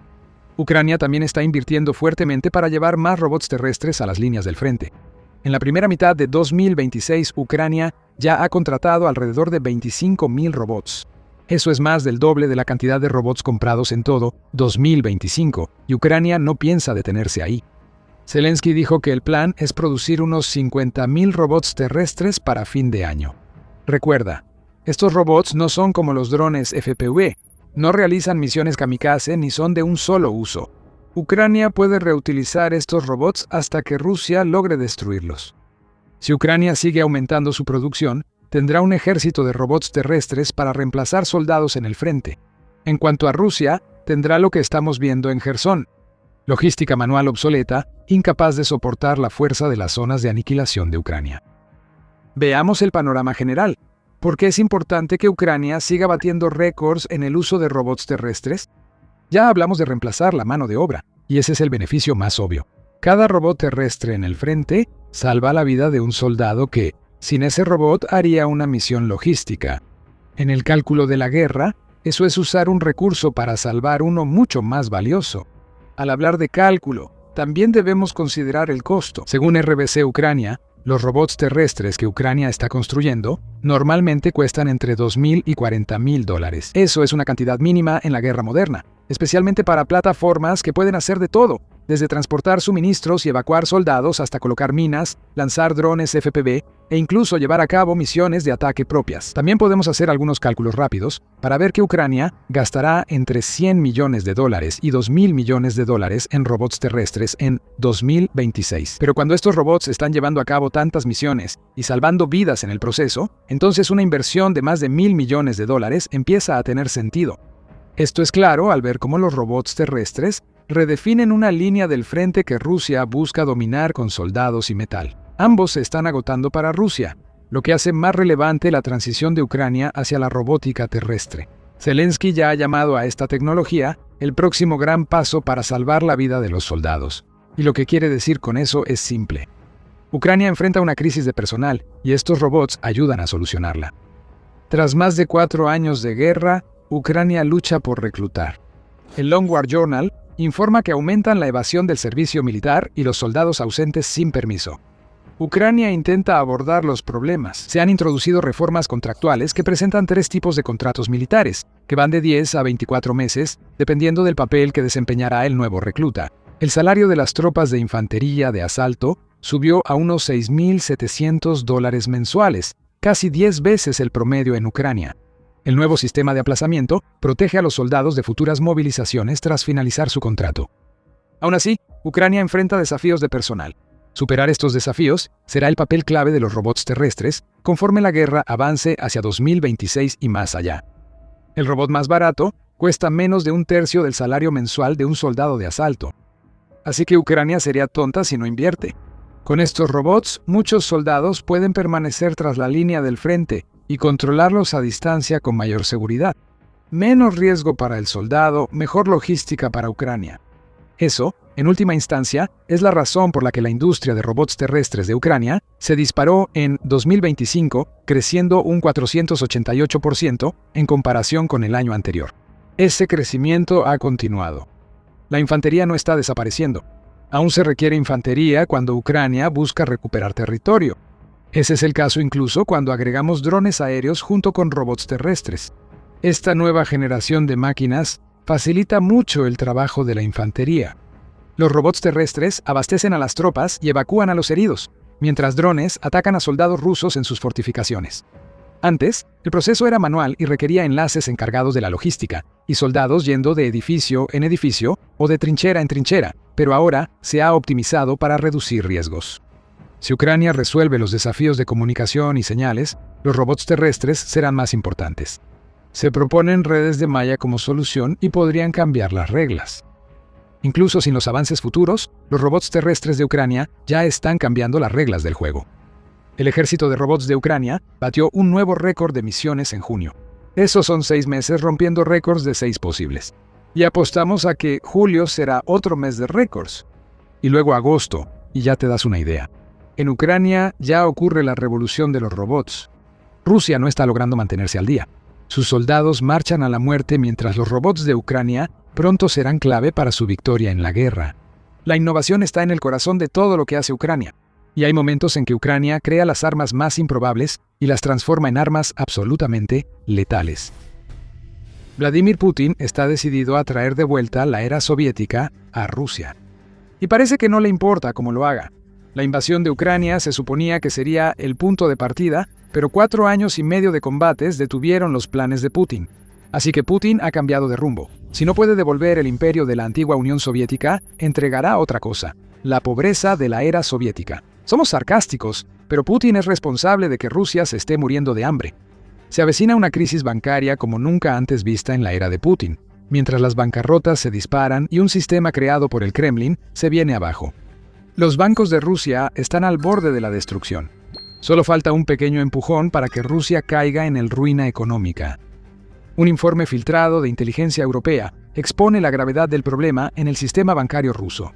Según informó Reuters, que tuvo acceso a los documentos, y el International Business Times, la inteligencia revela que una explosiva crisis bancaria apenas está siendo contenida en Rusia, ya que más de 500,000 personas se declararon en bancarrota en 2025.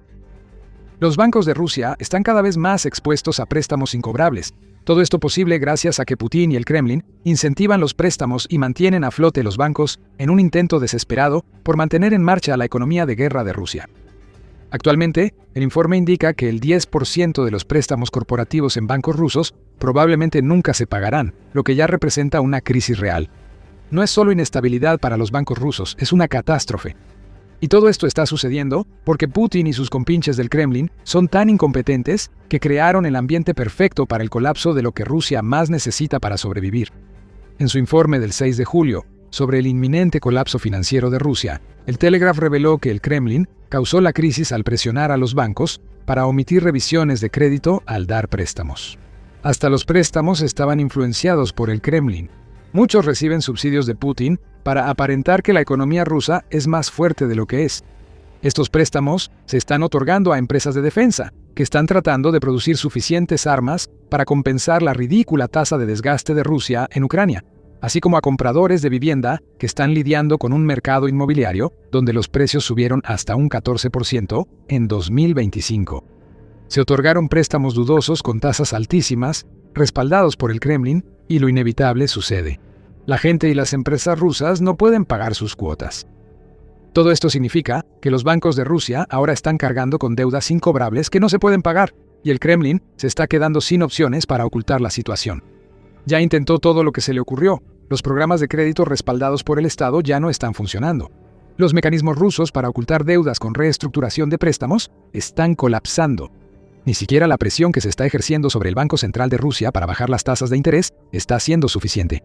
Esas tasas alcanzaron el 20% a mediados de 2025, bajando desde un máximo de la década del 21%, y aunque esas tasas se han reducido al 14.25% ahora, sigue siendo una tasa ridículamente alta que hace que muchos de los préstamos aprobados por los bancos de Rusia sean inasequibles. Este es una situación de crisis para la economía rusa. Esto es consecuencia de que Putin use los bancos rusos para amortiguar su excesivo gasto de guerra, según International Business Times. Se suponía que los bancos podrían soportar el impacto financiero de la guerra, basándose en la suposición del Kremlin de que Ucrania ya no podría defender su territorio, pero esa defensa sigue firme. Tras 4 años y medio de guerra, Rusia solo controla cerca del 20% de Ucrania, y la mayor parte de eso se logró durante la campaña inicial de agresión en 2014 y durante los primeros meses de la invasión de 2022. El avance ha sido lento, pues Rusia ha gastado miles de millones en una lucha que no gana. Ahora, los bancos de Rusia están pagando el precio por las suposiciones del Kremlin que han resultado ser enormemente equivocadas. Algunos bancos rusos reportan que hasta el 15% de sus préstamos de consumo están en mora. Personas y empresas que sostienen el sistema se desmoronan, y Rusia está en un ciclo bancario catastrófico. Cada fracaso suma deuda, lleva a reestructuraciones y más intervención estatal, solo para que el Kremlin finja que no ocurre nada. El ciclo se vuelve una espiral, y al final solo el colapso de la economía rusa acabaría con la invasión de Ucrania por parte de Rusia. Nos encanta decirlo, Putin. No es como si no hubiera muchas señales de advertencia de que este pequeño plan respaldado por el Estado estaba a punto de desmoronarse. Abordemos el tema de los préstamos incobrables. En julio de 2025, Bloomberg reportó que altos ejecutivos bancarios rusos revisaron sus carteras de préstamos y detectaron problemas. La calidad de esas carteras era mucho peor de lo que decían las cifras oficiales, descubrieron esos ejecutivos. Y eso provocó discusiones privadas sobre la posibilidad de un rescate respaldado por el Estado si los muchos préstamos incobrables que estos bancos tenían en cartera empezaban a causar más problemas. Es improbable un rescate así, ya que los problemas económicos de Rusia son tan graves que el dinero se agota. En julio de 2025, la versión oficial rusa afirmaba que el sistema bancario nacional estaba en buen estado. Había préstamos incobrables, pero todos los bancos enfrentan eso. Pero en general, el Kremlin repetía el mismo discurso de siempre de que el sector bancario ruso seguía funcionando bastante bien. En privado, al menos 3 de los principales prestamistas rusos ya consideraban que quizá tendrían que recapitalizarse en los próximos 12 meses. 12 meses después, el informe de inteligencia europeo confirma que todas estas preocupaciones estaban justificadas. Vimos más señales a inicios de 2026. El 5 de febrero, el Moscow Times informó que el Banco de Crédito de Moscú, séptimo mayor prestamista de Rusia, mantiene fuertes vínculos con la gigante petrolera rusa Rosneft. El Banco de Crédito de Moscú informó una pérdida neta de $117 millones en el cuarto trimestre de 2025. Aunque el banco se mantuvo rentable en general durante el año, también vio que su ganancia neta anual total disminuyó en 1/3 en comparación con 2024. Esa pérdida ocurrió luego de que los bancos estatales recibieran $13.3 mil millones del Fondo Nacional de Riqueza de Rusia, considerado entonces una recapitalización de emergencia. Las grietas se notaban y al día siguiente Euromaidan Press expuso la magnitud de la podredumbre en el sistema bancario ruso. Un informe del Servicio de Inteligencia Exterior de Ucrania indicó que los préstamos incobrables en Rusia llegaron al 11% del total, superando el umbral del 10% para una crisis bancaria sistémica. El mismo informe reveló que las ganancias bancarias en toda Rusia habían disminuido un 8% en 2025 y que el rendimiento sobre el gasto de capital había caído al 18%. Se repitieron las mismas acusaciones del informe europeo más reciente. Reestructuración, rescates, mentiras. Un enorme encubrimiento del Kremlin de un sistema bancario que estaba de rodillas. Los activos tóxicos ya habían perforado el casco del barco bancario ruso y empeoraría desde febrero. Las más de 500.000 quiebras que menciona el último informe de inteligencia son la consecuencia natural de todos estos problemas. Quien prestara atención habría notado que los incumplimientos de deuda de Rusia ya iban en una dirección preocupante. El informe de Fortune del 9 de mayo lo mostró todo. A medida que el Producto Interno Bruto o PIB de Rusia se contrajo un 0.5% interanual en el primer trimestre de 2026, lo que probablemente señala el inicio de una recesión, las empresas rusas empezaron a dejar de cumplir con sus pagos. En 2024 hubo 11 incumplimientos técnicos en Rusia. En 2026 se vio la misma cantidad en solo 3 meses. El volumen de deuda que los bancos debían refinanciar fue el doble en 2026 respecto al año anterior, y las empresas rusas enfrentaban la presión inflacionaria causada por la operación Furia Épica en Irán. Esas empresas quizá pensaron que la presión terminó, pero podría volver, ya que el 8 de julio, el presidente de Estados Unidos, Donald Trump, anunció el fin del alto el fuego con Irán y la reanudación de ataques. El dolor se ha acumulado tanto para el sector corporativo como para el residencial de Rusia. En junio, RBC Ucrania informó que las empresas rusas habían acumulado más de 117.5 mil millones de dólares en deuda, y el número de pagos problemáticos alcanzó los 6.7 al final de febrero.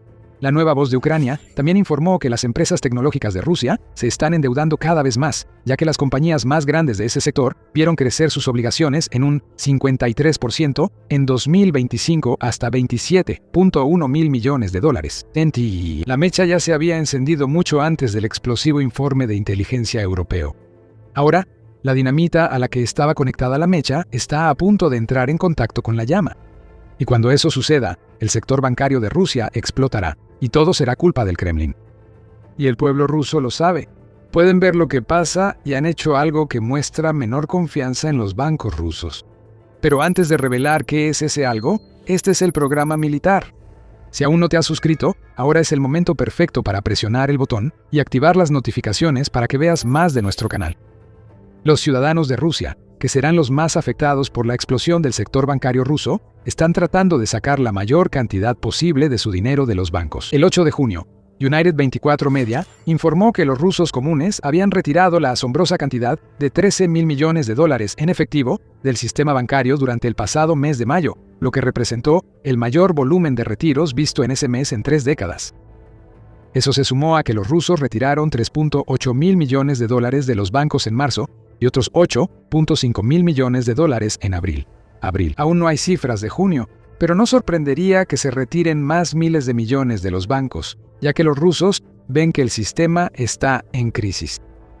Es preferible tener el dinero a la mano que dejarlo en un banco que podría colapsar de repente si explota la burbuja que ha creado el Kremlin. El Servicio de Inteligencia Exterior de Ucrania informa que en los primeros 6 meses de 2026, el efectivo en circulación en Rusia aumentó 17.2 mil millones de dólares, la segunda cifra más alta registrada desde que se tienen registros. ¿Cuándo ocurrió el retiro más grande? Durante el año de pánico de 2020, cuando comenzó la pandemia de COVID-19 y los rusos retiraron 18.6 mil millones de dólares de los bancos, está claro que la confianza en el sistema bancario de Rusia se ha perdido. La gente retira mucho dinero porque teme que desaparezca si no lo hacen. Ya no confían en los pagos sin contacto, pues las restricciones de Internet de Putin pueden hacer que los rusos pierdan esta opción por horas o hasta días. Cada retiro reduce la liquidez bancaria, algo que menos necesita el sector bancario ruso ante la gran cantidad de deuda incobrable actual. ¿No es agradable ver al Kremlin lograr algo? Plantó las semillas de esta crisis hace años, y los frutos podridos finalmente han comenzado a crecer. Las autoridades rusas han probado ese fruto podrido, han sonreído pese al dolor y han intentado aparentar normalidad. Las sanciones han sido clave en la situación actual, pero el director financiero de Sberbank, el banco más grande de Rusia, afirma que no representan un problema. Todos los bancos principales ya están bajo sanciones, y cuando se introdujeron en 2022 hubo estrés, dijo Tara Skvortsov a Reuters, y agregó: para 2026 todos se han acostumbrado tanto que muchos clientes de los bancos sancionados ni siquiera saben sobre las sanciones. La típica respuesta rusa: meter la cabeza en la arena y mentirle a la gente mientras esperas tener un momento como en Shaun of the Dead y que todo esto pase. Pero el apocalipsis se acerca. La crisis bancaria es muy real. Y aunque los banqueros intentan convencernos de que no hay nada de qué preocuparse, estamos viendo movimientos tras bambalinas que indican que el Kremlin está tratando de tomar cierto control sobre la situación que ha creado. Pero ese control es muy limitado. En lugar de involucrarse en la solución que requiere mucho trabajo, ya sabes, realmente intentar hacer algo al respecto, el Banco Central de Rusia no ha dicho absolutamente nada sobre lo que está pasando. Eso es diferente a 2025, cuando Elvira Nabiulina, gobernadora del Banco Central, dijo a los rusos que no era necesaria la recapitalización de los mayores prestamistas ante un problema similar. Rusia después dio una recapitalización encubierta a sus prestamistas. Si tuviéramos que adivinar, diríamos que es probable que la gran solución de Rusia en 2026 sea inyectar más dinero a los bancos con la esperanza de que no quiebren, en lugar de deshacer el lío de los préstamos bancarios estatales que el Kremlin obliga a los bancos a aprobar, lo cual fue lo que creó esta situación en primer lugar. De hecho, Vladislav Inozemtsev, quien es investigador asociado en el programa de Rusia y Eurasia del grupo de expertos Chatham House, plantea un punto interesante. Gran parte de esa deuda que enfrentan los bancos rusos se concentra en un sector específico de la economía, y el Kremlin inevitablemente intervendrá con una inyección de efectivo. No debería haber duda de que estos finalmente serán pagados por el Estado, o más probablemente el gobierno mantendrá al día los pagos de intereses para no complicar la posición del banco. Aunque algunos préstamos no se paguen, el Banco Central dará liquidez a los bancos afectados, afirma el analista.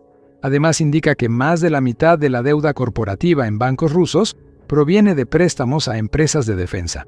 Rusia planea gastar para superar su crisis bancaria, pero hay un problema.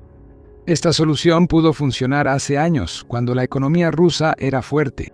Las sanciones al petróleo se estaban eludiendo con más éxito, y el sector de defensa estaba ganando dinero. Pero estamos en 2026, las sanciones ahora son más fuertes que nunca. Drones ucranianos destruyen refinerías e instalaciones rusas, causando pérdidas de miles de millones de dólares cada mes al Kremlin. Y ese sector de defensa ya no se ve tan fuerte. Si fuera así, no necesitaría que el Kremlin lo salvara de los malos préstamos bancarios.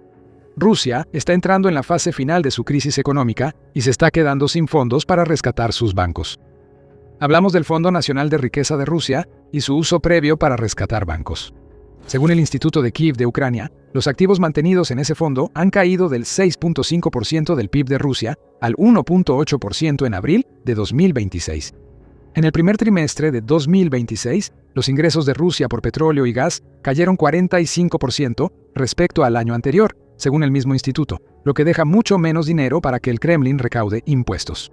La financiación fuera del presupuesto, préstamos dudosos y la rápida expansión del crédito bajo el Kremlin están creando un problema económico que dejará a Rusia sin fondos para rescatar bancos y apoyar la invasión en Ucrania. Recuerda, la economía de Rusia está muy mal actualmente. El propio Ministerio de Desarrollo Económico del país ya redujo su pronóstico de crecimiento del PIB para 2026 del 1.3% al 0.4%. Y eso incluso parece ambicioso, considerando que el primer trimestre de 2026 registró una caída del PIB. Rusia enfrenta actualmente un gran déficit presupuestario. El 10 de junio, el Moscow Times informó que este déficit ha crecido a 83.5 mil millones de dólares durante los primeros 5 meses de 2026, lo cual ya es un 60% por encima del objetivo anual que fijó el Kremlin. En resumen, es simple. Está entrando menos dinero a Rusia, pero los gastos impulsados por la guerra demencial de Putin están aumentando. ¿De dónde obtendrá el Kremlin el dinero para seguir rescatando bancos? Nadie parece tener las respuestas, y ahora hay una oportunidad para hurgar aún más en la herida de Rusia.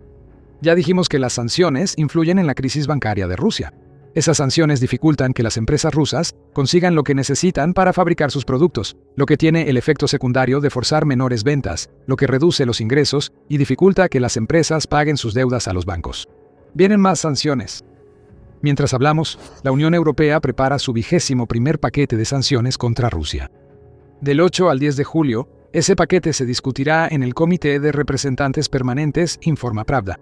Y aunque es posible que el paquete se retrase hasta el otoño, especialmente si no se llega a un acuerdo durante las discusiones de julio, la realidad es que llegará. Además, se discute el tope al precio del petróleo ruso, que se abordará aparte del paquete de sanciones y podría causar más dolor económico. La presión sobre la economía rusa aumenta poco a poco. El Kremlin puede intentar rescates. Puede intentar gastar dinero que se está acabando rápidamente para mantener la ilusión de que su sector bancario no está en ruinas. Pero los números no mienten. Las deudas incobrables y las bancarrotas aumentan y el Kremlin solo puede retrasar lo inevitable antes de que todo se derrumbe. La banca rusa está acorralada. Lo mismo podría decirse de toda la economía del país. Además de la crisis bancaria, hay una caída del PIB, gran escasez de mano de obra y cierre masivo de empresas nacionales. La OTAN ya sacudió a Rusia en julio. Se han prometido miles de millones de dólares en ayuda militar a Ucrania, así como el reconocimiento de Ucrania como un socio clave de seguridad en la OTAN, pero la OTAN aún no ha terminado. Se está preparando para desatar algo nuevo contra Rusia, algo inhumano. Todo esto se trata de aislar a Rusia, mientras se construye un ejército no humano en la frontera de Rusia. Y todo se reduce a una tecnología que Rusia aún está lejos de dominar: la inteligencia artificial. Nuevos documentos vistos por Business Insider lo revelan todo. En un informe del 8 de julio, el medio dijo que se está planeando un cambio total en el flanco oriental de la OTAN con Rusia. Un nuevo telón de acero, actualizado para el siglo XXI, hará que la OTAN aproveche la enorme ventaja en inteligencia artificial que tiene sobre Rusia.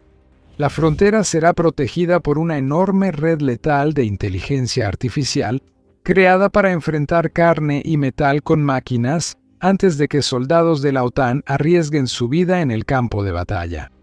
Claramente inspirado por Ucrania y su enfoque innovador y audaz para combatir la invasión de Putin, la OTAN planea complementar e ir más allá de las tropas, los tanques y los aviones de combate que normalmente conforman sus defensas fronterizas, para desatar algo que Putin nunca vio venir y para lo que Rusia no tiene una respuesta real.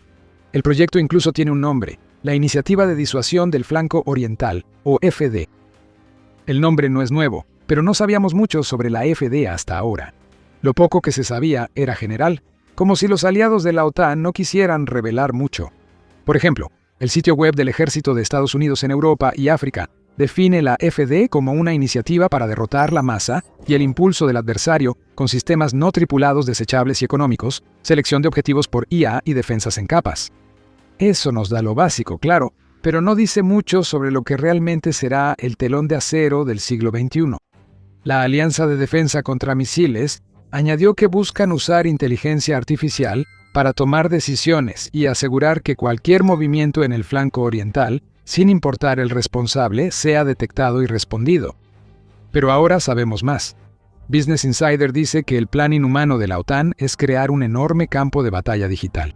Una red de sensores, drones, satélites y la inteligencia artificial que acapara los titulares, todo trabajando en conjunto, para rastrear los movimientos de Rusia en el flanco oriental de la OTAN y, si intentan penetrarlo, asegurar una reacción que impida que penetren profundamente en territorio de la OTAN. Esto busca aislar a Rusia y proteger a los soldados de la OTAN. Y si tienes alguna pregunta sobre por qué la OTAN está construyendo esta red de ataque impulsada por inteligencia artificial, esas preguntas se responden en los documentos que vio Business Insider. Rusia es mencionada por su nombre. Esto se trata de impedir que Putin expanda su desesperado intento de convertir a Rusia en una amenaza para toda Europa. La red de ataque de la OTAN se basará en otros programas del Frente Oriental, como la Iniciativa Centinela del Este. Eso ha fortalecido los 9 grupos de combate multinacionales de la OTAN en el flanco oriental, junto con el fortalecimiento de las defensas aéreas y el aumento de sus programas de patrullaje aéreo.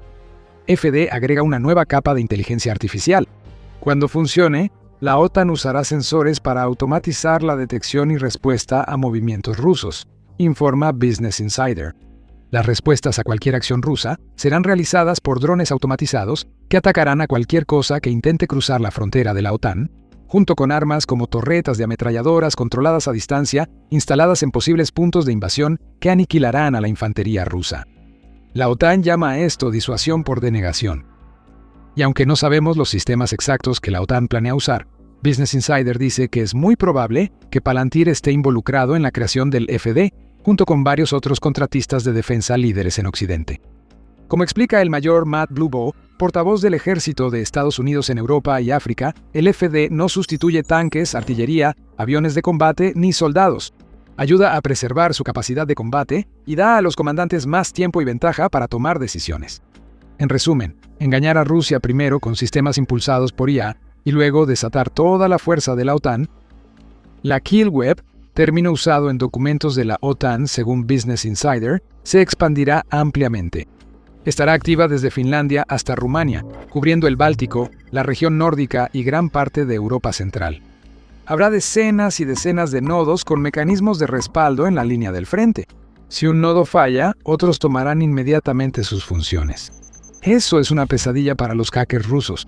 No pueden eliminar 1 o 2 nodos para crear una debilidad. Tendrían que deshabilitar todo el FD, y eso simplemente no va a pasar. Esto es aún más cierto al notar que estos nodos no solo son sensores terrestres y unas cuantas cámaras.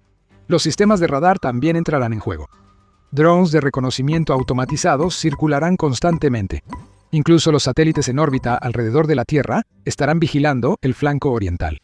Sin importar el enfoque de invasión de Rusia, habrá nodos para detectarla y recopilarán información constantemente. La información de esos nodos fluirá hacia un ecosistema digital compartido, similar al sistema Delta que Ucrania ha usado eficazmente contra Rusia. Ese sistema ya muestra el potencial de FD a una escala menor. Totalmente digitalizado y ya usa inteligencia artificial para acelerar la toma de decisiones y asegurar que los soldados ucranianos en el frente siempre tengan una visión en tiempo real del campo de batalla. Ese sistema es clave para la capacidad de Ucrania de detectar objetivos, transmitir información a las unidades correspondientes y luego destruir ese objetivo. La FD hará algo similar. Mencionamos a Palantir como clave para la FD anteriormente. Business Insider afirma que el sistema Maven será el núcleo de la nueva Kill Web de la OTAN, actuando como cerebro de IA del proyecto. El Pentágono mostró en mayo cómo funciona este sistema y parece muy sencillo. Una vez que se detecta un objetivo, con unos cuantos clics del ratón, se pasa de la identificación del objetivo a la creación de un curso de acción, y luego a la ejecución de ese curso elegido, todo en un solo sistema. Antes este proceso tomaba horas, ahora se puede completar en minutos, y si el FD cumple con su potencial, estará respaldado por drones automatizados y otras armas que atacan al instante. RTX, Saab, Lockheed Martin y Rheinmetall de Alemania aparentemente estarán involucrados en la nueva red de ataque, al igual que Perennial Autonomy, que ha desarrollado el interceptor de drones impulsado por IA Mirops, el cual será una parte confirmada del FD. Aquí vemos un cambio total en cómo la OTAN aborda su disuasión en el flanco oriental. Esto ya no se trata de mostrar fuerza para evitar que Rusia invada. Hay que responder más rápido que las fuerzas rusas puedan reaccionar, y esa capacidad es más necesaria que nunca. ¿Por qué? Lo explicaremos pronto, pero antes de hacerlo, este es el show militar. Si estás obteniendo información valiosa de nuestro canal, suscríbete y activa la campana de notificaciones para asegurarte de ver más contenido nuestro en tu feed. ¿Por eso el FD es tan importante?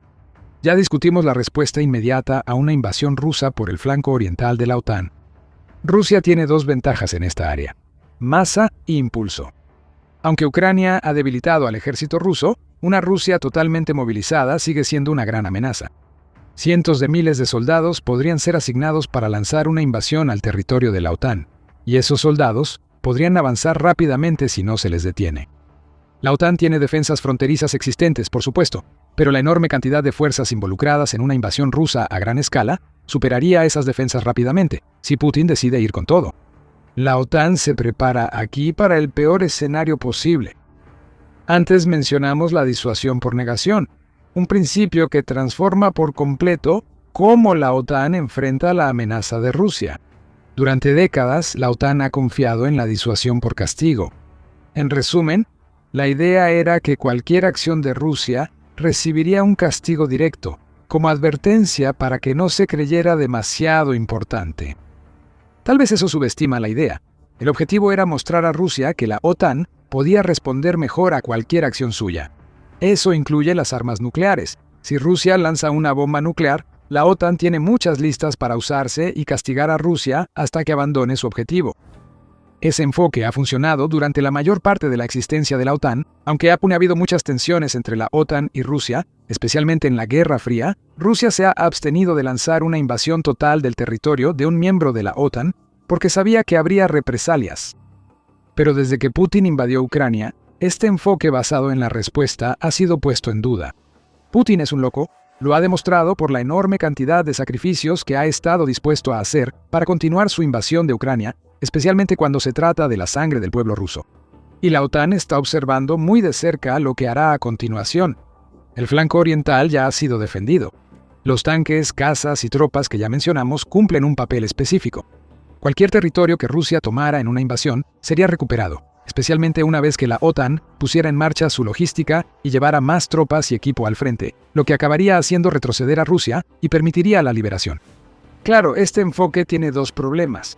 Primero, significa enfrentarse directamente a Rusia, lo que lleva a bajas y pérdidas de equipo. Si Putin nos ha mostrado algo en Ucrania, es que está dispuesto a sacrificar la vida de los soldados y permitir la pérdida de miles de millones de dólares en equipo solo para reclamar pequeños pedazos de territorio. Este enfoque depende de tratar con un líder que no busca crear un nuevo mundo a su modo. En resumen, un presidente ruso que habla mucho pero hace poco cuando se trata de amenazar las fronteras de la OTAN, ese no es Putin, al menos no desde Ucrania. Y esta es la gran razón por la que se necesita el FD. Rusia ya está involucrada en una guerra transfronteriza, aunque no en el sentido convencional, lo que significa que el enfoque tradicional de defensa fronteriza de la OTAN está siendo sometido a una presión inmensa. No son solo las advertencias de Putin, aunque influyen. En octubre de 2025, Putin afirmaba que los refuerzos militares europeos obligarían a Rusia a actuar, ignorando deliberadamente el hecho de que esos refuerzos se están produciendo por lo que Rusia hizo en Ucrania. Putin también ha estado involucrado en una campaña para intentar romper la OTAN desde dentro, lo cual es particularmente evidente en sus intentos de manipular a la administración Trump para que vea a la OTAN como una sanguijuela que depende únicamente de Estados Unidos. También deben considerarse los informes de principios de julio, donde la inteligencia de Estados Unidos advirtió a Polonia que Rusia está planeando algo grande en su territorio muy pronto. Putin ha estado haciendo mucho ruido, pero eso no es particularmente sorprendente. El problema es que este ruido se respalda con actividades fronterizas. Estamos viendo que Rusia está construyendo infraestructura a lo largo de sus fronteras con las naciones bálticas y nórdicas. Esa infraestructura podría eventualmente permitir que Rusia coloque hasta 115.000 soldados en el flanco oriental de la OTAN, informó Militarny en junio, lo que contribuye a la masa y el impulso que mencionamos. Además de este aumento, Rusia ha violado varias veces el territorio de la OTAN durante la guerra en Ucrania. Drones han entrado en Polonia y Rumania y cazas rusos han cruzado el espacio aéreo de Estonia. Barcos espía y submarinos rusos merodean en aguas de la OTAN. En abril, la Marina Real del Reino Unido informó que detectó un submarino ruso en aguas británicas y sus alrededores y desplegó barcos y aviones para advertir a Putin que esto no será tolerado. Nada de esto es accidental. Esto muestra que Putin está llevando al límite la doctrina de disuasión por castigo y ve que realmente no hay mucho castigo. Fuera de la condena, no estamos viendo que derriben drones ni que hundan buques de guerra rusos cuando violan aguas de la OTAN. Eso le da confianza a Putin, y es lo último que la OTAN debería hacer cuando está claro que el líder ruso va por la vía de la guerra que podría extenderse más allá de Ucrania. Por eso la nueva doctrina de la OTAN incluye un elemento disuasorio no humano, diseñado para hacer más que solo reaccionar después de los hechos. Con el FD activo, la OTAN podrá frenar cualquier intento futuro de Rusia, deteniendo una invasión al sellarla y dando tiempo a la OTAN para enviar tropas y suministros al frente oriental, repeliendo esa invasión antes de que Rusia tome mucho territorio. Al menos, esa es la teoría.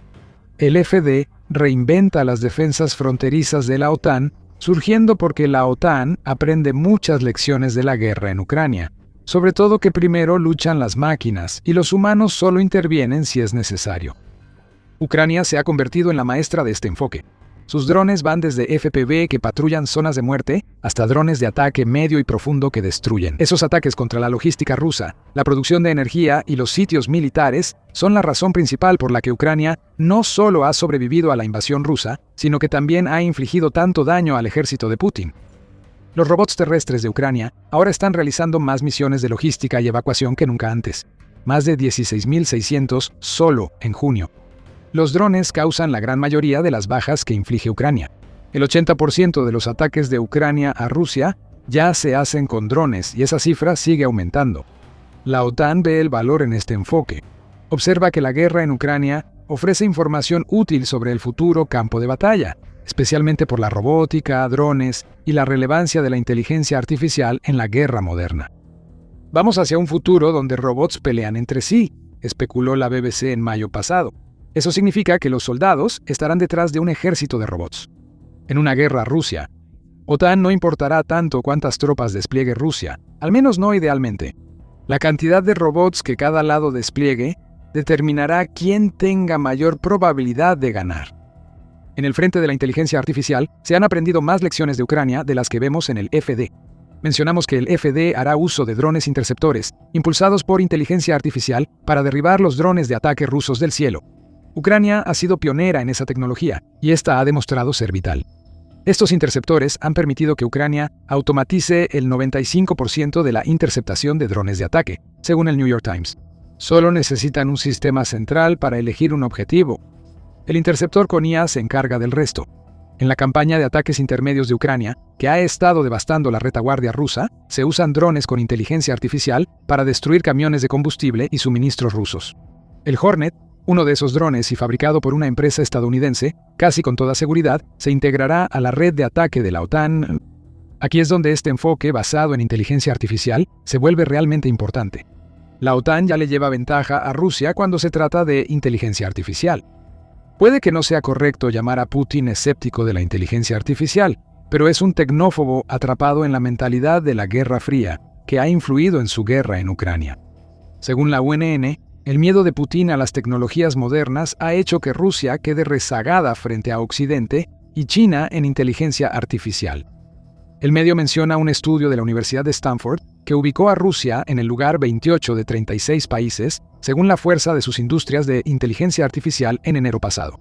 Considera que la guerra en Ucrania le da a Putin un claro incentivo para apoyar la inteligencia artificial, y aún así sigue sin hacerlo.